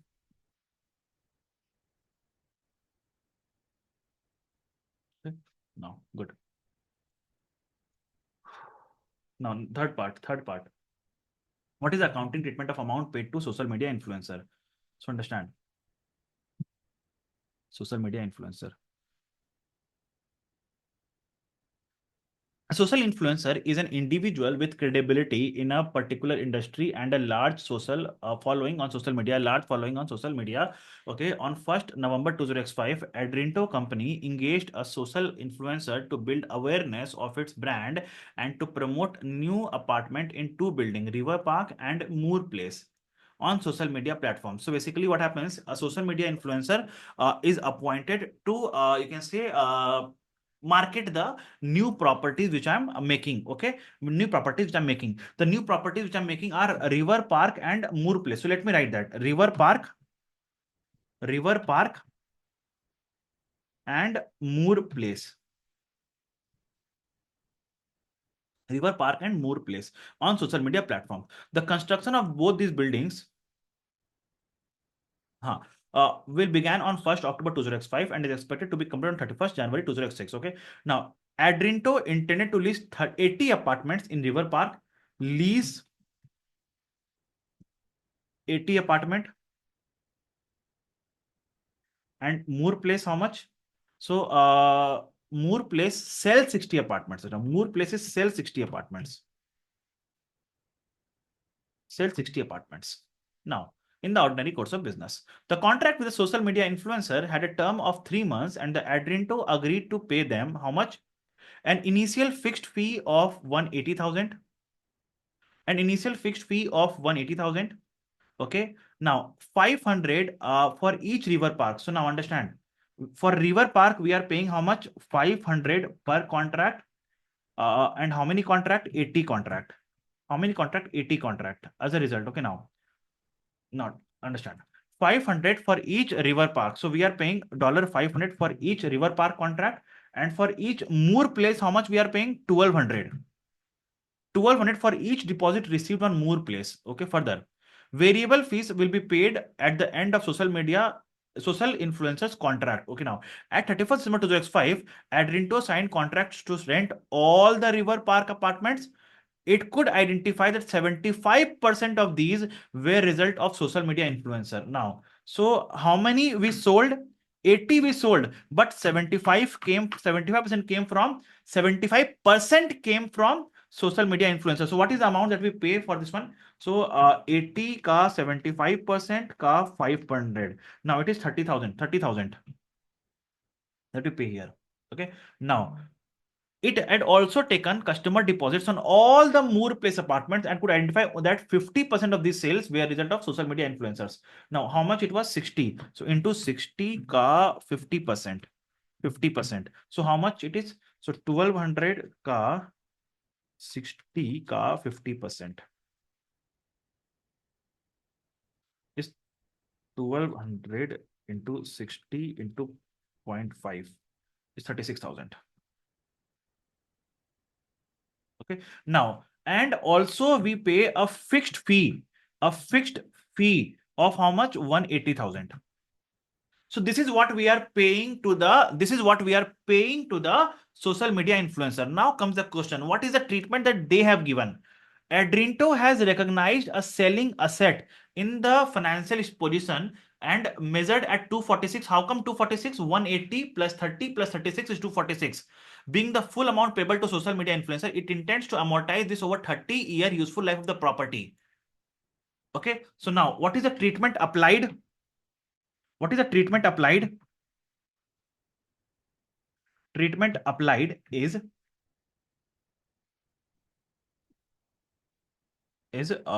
dollar 246,000 capitalized and amortized over useful life of asset of property. Now I can tell that you already know the answer of this one. I can very well tell that you already know the answer of this question. Now tell me, when in the case of river park, tell me what is happening. We give it on lease for how many months? 12 months, right? So it's an operating lease. Tell me yes or no. It's an operating lease. Tell me yes or no. It's an operating lease. Tell me yes or no. I am the lessor giving it on operating lease. Come on, guys, tell me. It is 30 years life, giving it one for 12 months. It's an operating lease. Now, in the case of operating lease, what do we do? Correct treatment. Let me write the correct treatment. Correct treatment. For first point, for that 30,000. For that 30,000 for river park. 30,000 for river park. It is now here Adrinto. What is the name here? Aderinto. Aderinto is a lessor giving the apartment on finance lease. Okay, giving the apartment on finance lease. Now, as per the principles of IFRS 16, any incremental initial direct costs is capitalized to cost of asset and amortized over the lease period, because this amount this expense I have incurred to take to give it on lease, to enter into lease contract. So amortize over the lease period. So this treatment is wrong. Now, second point. Moore Place, 60,000. I am selling. So here 36,000. So let me write here, just a minute. Moore Place, 36,000 for Moore Place. Aderinto is an entity, is Aderinto applying the concept of, understand, as per which standard? IFRS 15. So don't you think it's a costs incur to obtain the contract? It's a cost incurred to obtain the contract. It's a cost incurred to obtain the contract. It's a cost incurred to obtain the contract. Right?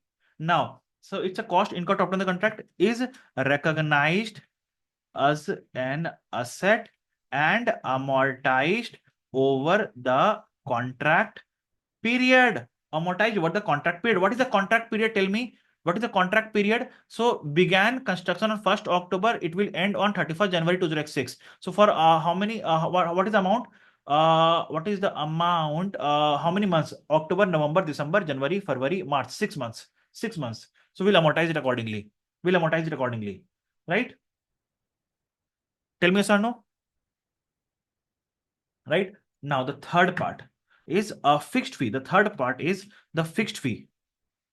Fixed fee of 180,000. See, understand both. See, see, we have entered into this contract with social media influencer to either give it our asset on lease or rental. Both is IFRS 15 or IFRS 16. Both IFRS 15 or IFRS 16 talks us to capitalize only if it is incremental cost. But now tell me, this fixed fee of 180,000, is it an incremental cost? Is it an incremental cost? Is it an incremental cost? No, it is not an incremental cost. Even if not when a single order comes, this amount of 180,000 will have to be paid, right? So is not an incremental cost. Is not an incremental cost. Is not an incremental cost. It will be incurred irrespective of whether we get orders or not. Is not an incremental cost. It is not an incremental cost and has to be expensed of to PL or recognized as an asset or recognized as an asset and expensed over the contract period with social media influencer for 3 months. Okay, over 3 months, not for or over 3 months, over 3 months. Tell me, is that clear, everyone? Is that clear, everyone? Come on, guys, tell me. Are you understanding this part? Now, just that you have to explain this part properly. Just that you have to explain this part properly. Can you do that now? Tell me. Can you do that now? Tell me, guys. Come on.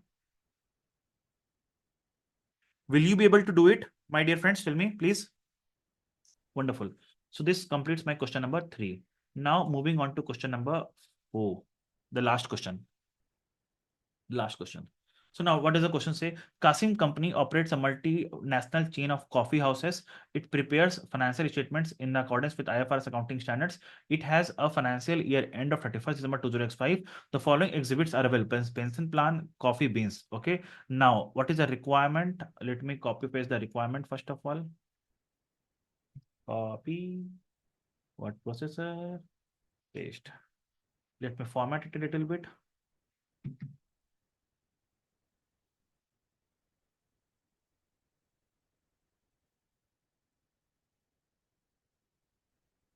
Three parts होने क्या? Okay, ठीक है.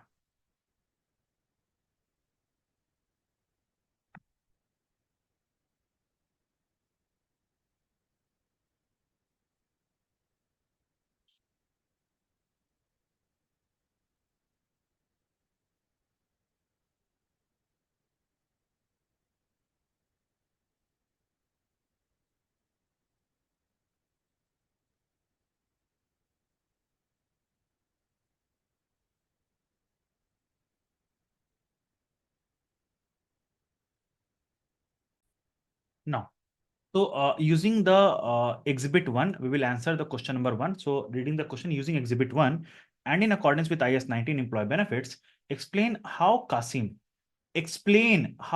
should correct the accounting treatment applied to the defined benefit pension plan. So let me read the pension plan. So what does the question say? Kasim operates a defined benefit pension. Guys, are you noticing a pension plan ideally comes up in every question, right? Pension plan questions ideally comes up in every question. I think I am seeing pension plan is there. Pension plan is there, right?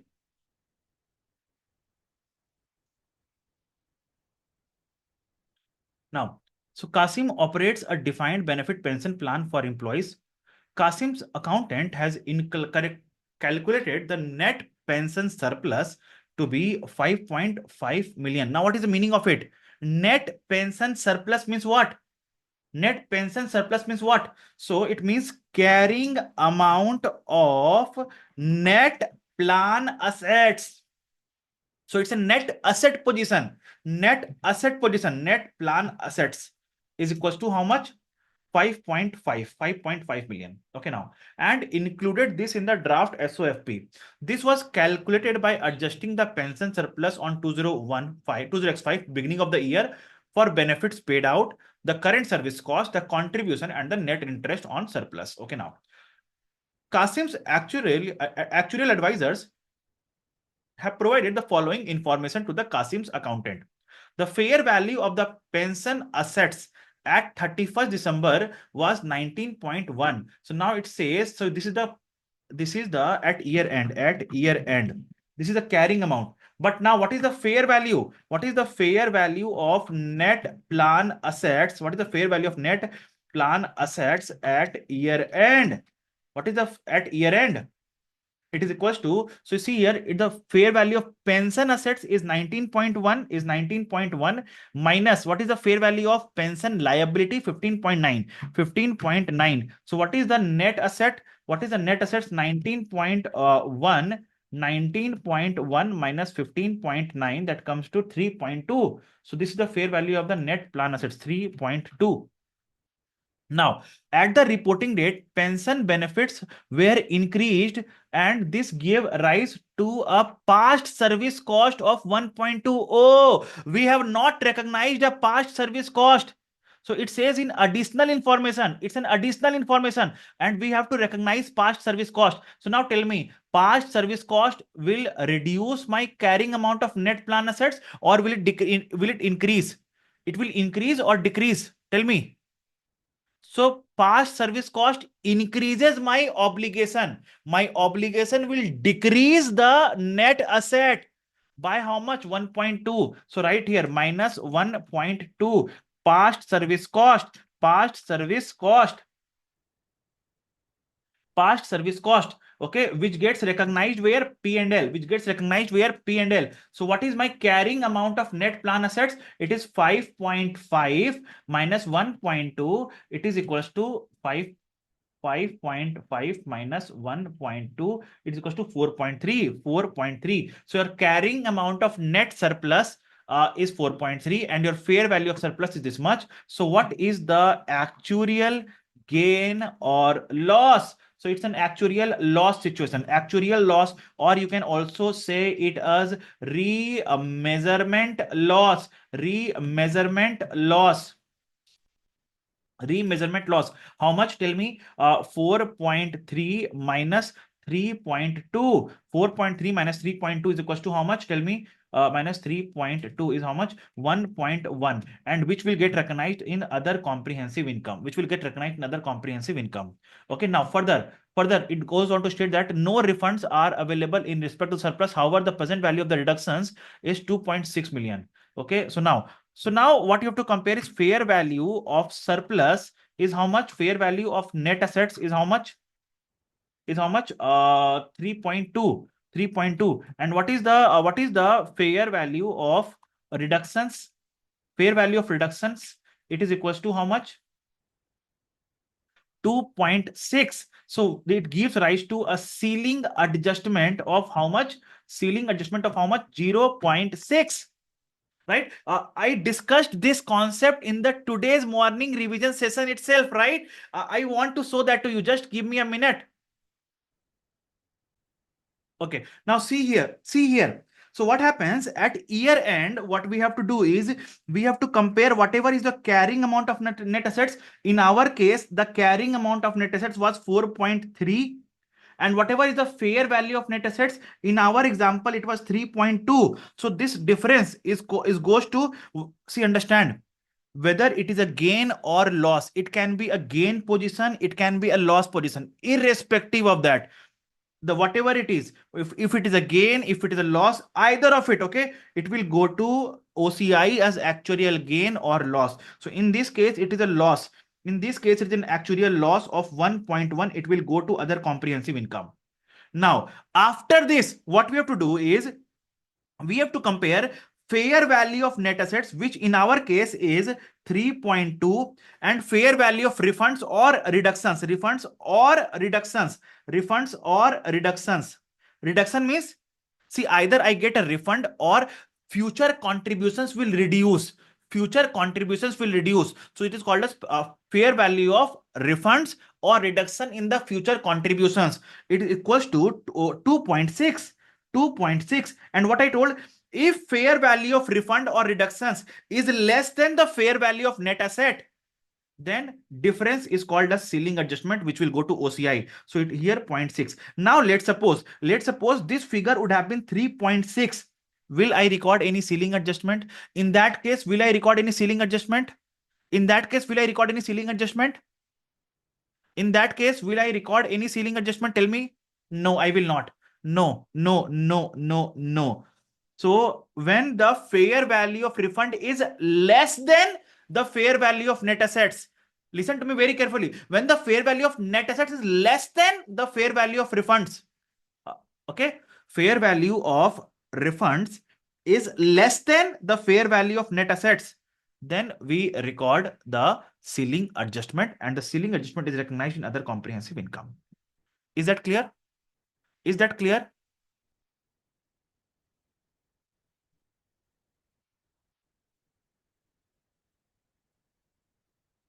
Okay, so for students watching the recorded session of this pre-mock December 24, I will request you guys to please go and watch the employee benefits chapter of my revisions, so that you get to know where, how exactly this adjustment moves. If you have understood, fine. If you have not, then please see, I have taken up the examples in detail and I've explained. So if you watch this, you will understand this concept. Okay. Now coming back to our topic. So tell me, is part A clear to all of you? Now, what I will write here, I will write quick summary also. Past service cost, then current service cost, then interest cost, then go all this goes to P&L. Then actuarial or remeasurement,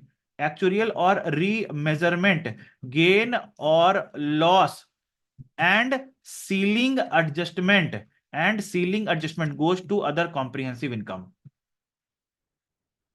I believe it is clear to all of you now.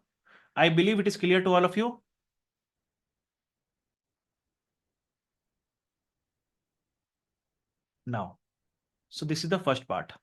Now moving on to the second requirement. Using Exhibit 2 and in accordance with IFRS accounting standards, explain with calculations how Kasim should account for the inventory of coffee beans and the future contract. How Kasim should account for the inventory of coffee beans and the future contract. Now, so let me read the exhibit. Okay, so let us read the exhibit and try to understand how exactly this accounting for inventory of coffee beans and the future contract will happen. In my opinion, I understand this is a future contract, so it might be a question on derivatives. Okay, so now let us read the exhibit and try to understand the same. As well as operating coffee houses, Kasim roasts and packages coffee beans and sells them under its own brand through supermarkets. Okay, so basically Kasim roasts and packages coffee beans and sells them under its own brand through supermarkets. On 1st December 2005, Kasim bought 1 million kilograms of coffee beans for $4.54 per kilogram. To hedge, oh, this question is on hedge accounting, is it? To hedge the risk of decrease in the value of coffee beans, it simultaneously entered into a futures contract to deliver 1 million kilogram of coffee beans on 31st March 2006 at a price of $4.95 per kilogram. The contract will be settled net in cash, and the Kasim does not have to didn't pay to enter the contract. Okay, net in cash. See, tell me, this question is from what? Is it an executory contract? No, I will settle the contract net in cash. Derivative. Kasim did not pay to enter the contract. Kasim has completed all the necessary hedge documentation. So now it is not, we will not apply derivative accounting also. We will apply Hedge accounting. Why? Because Kasim has completed all the necessary hedge documentation and is elected to apply fair value hedge accounting to the arrangement.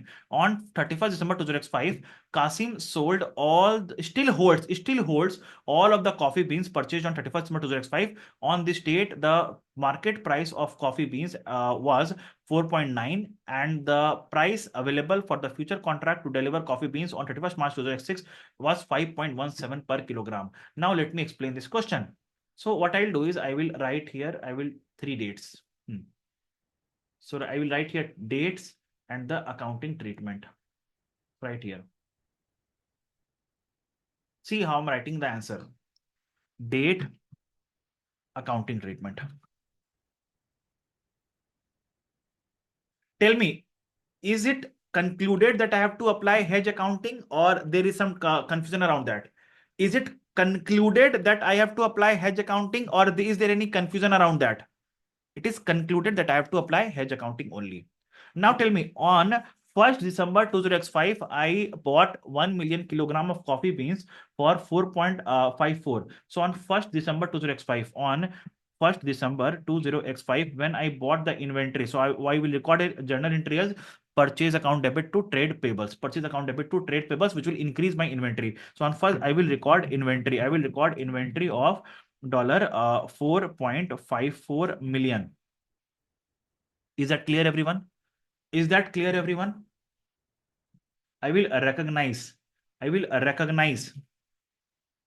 inventory of 4.54 million. Now, second, to hedge the risk of decrease in the value of coffee beans, it simultaneously on that date itself, on 1st December 20x. Okay, now what I'll do is, since it is two things, no, just a minute. Let me do one thing. Let me cell column, insert one column after.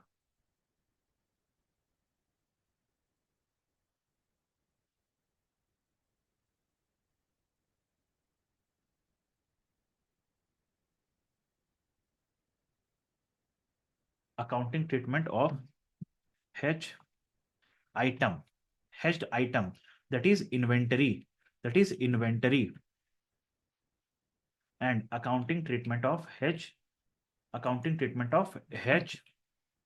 instrument,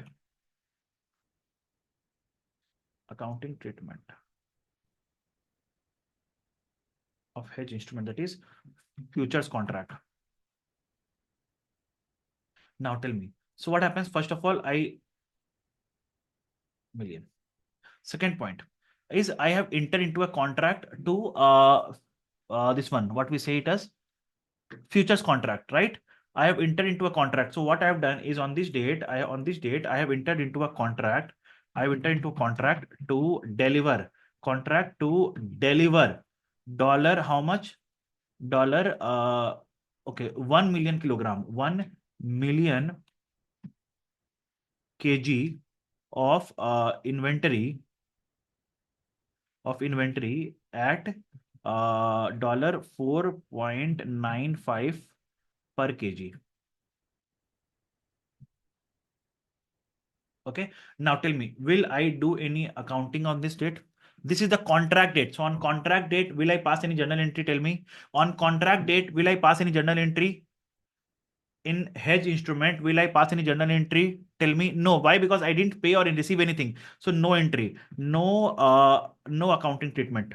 No accounting treatment, which I will be doing here. No accounting treatment, which I will be doing here. Now, further coming to the next part.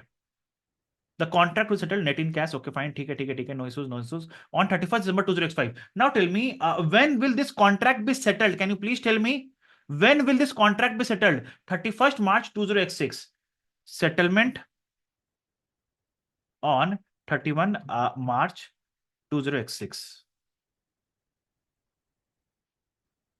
Settlement on 31st March 2006.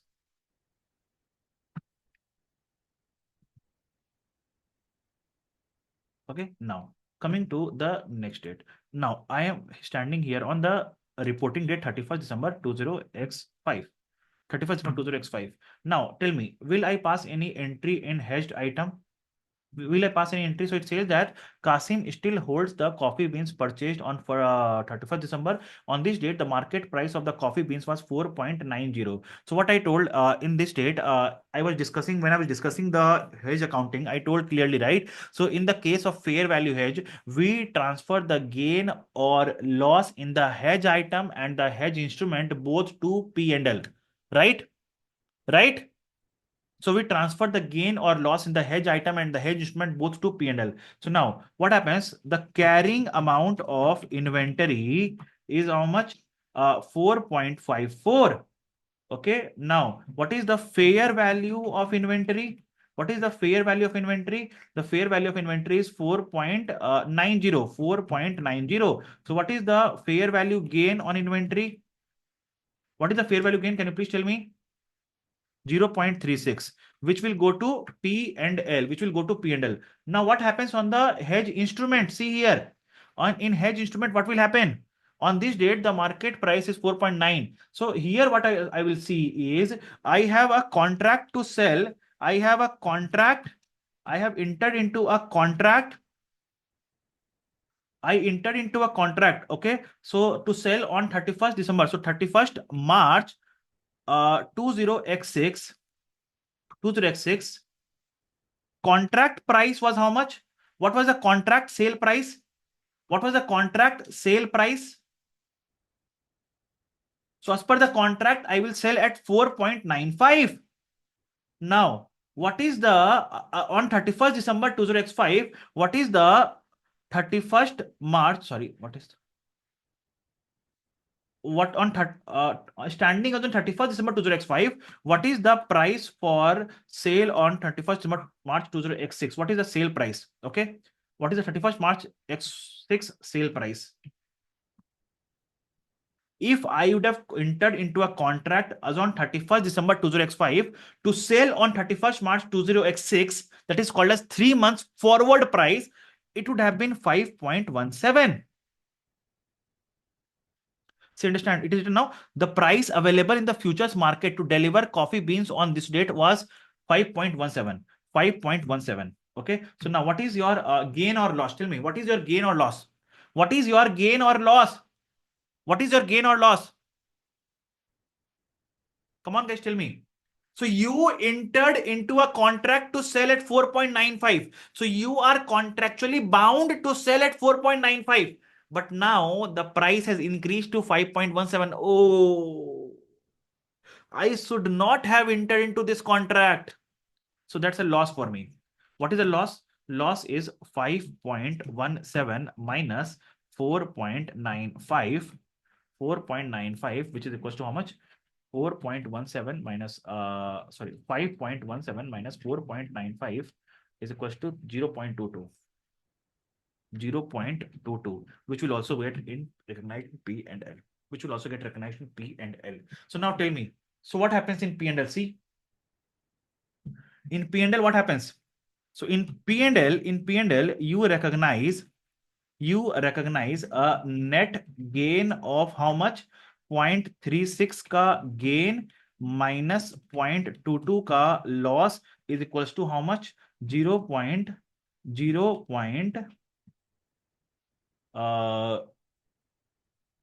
right? 0.14. 0.14 का gain is what you recognized. Tell me. That's what, right?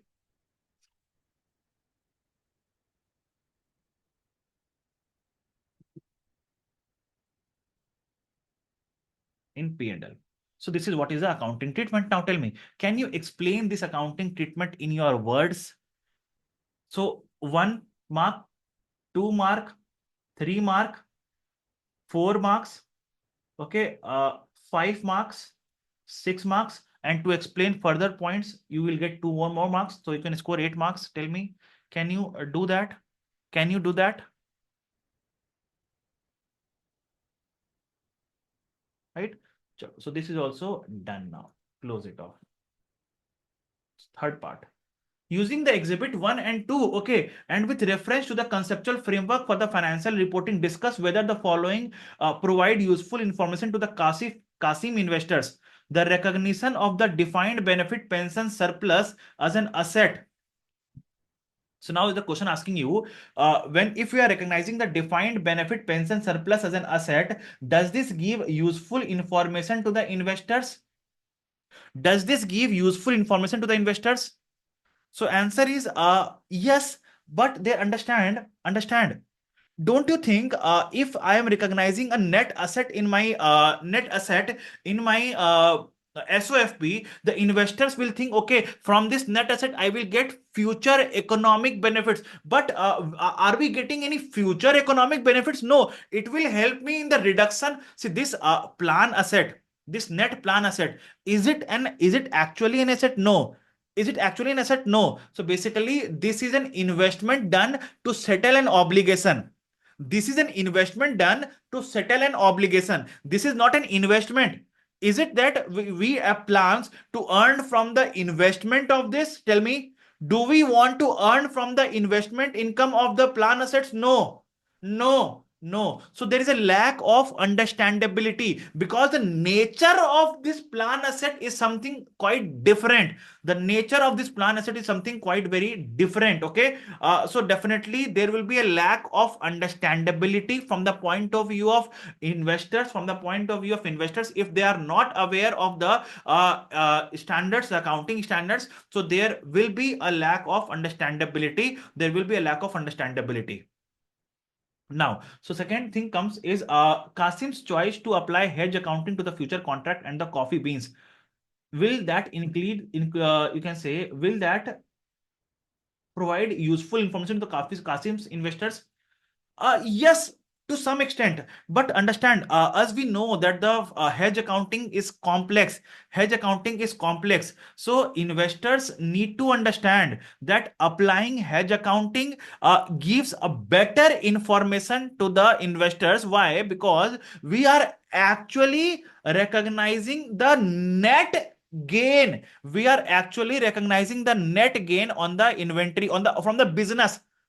If we would have not applied hedge accounting, or we would have applied derivative accounting in this case, what we have told that this gain is from the not from the business, but rather this gain or the loss is from the speculation. This gain or loss is from the speculation. Now tell me, which gain or loss is sustainable?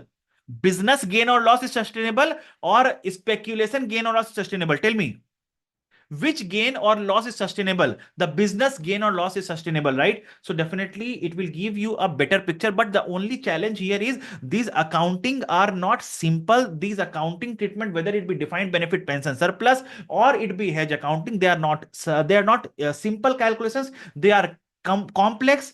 The investors need to have an understanding of the standards to help them understand these points, to help them understand these. Otherwise, it will be too complex for them to understand. There will be lack of understandability. Okay.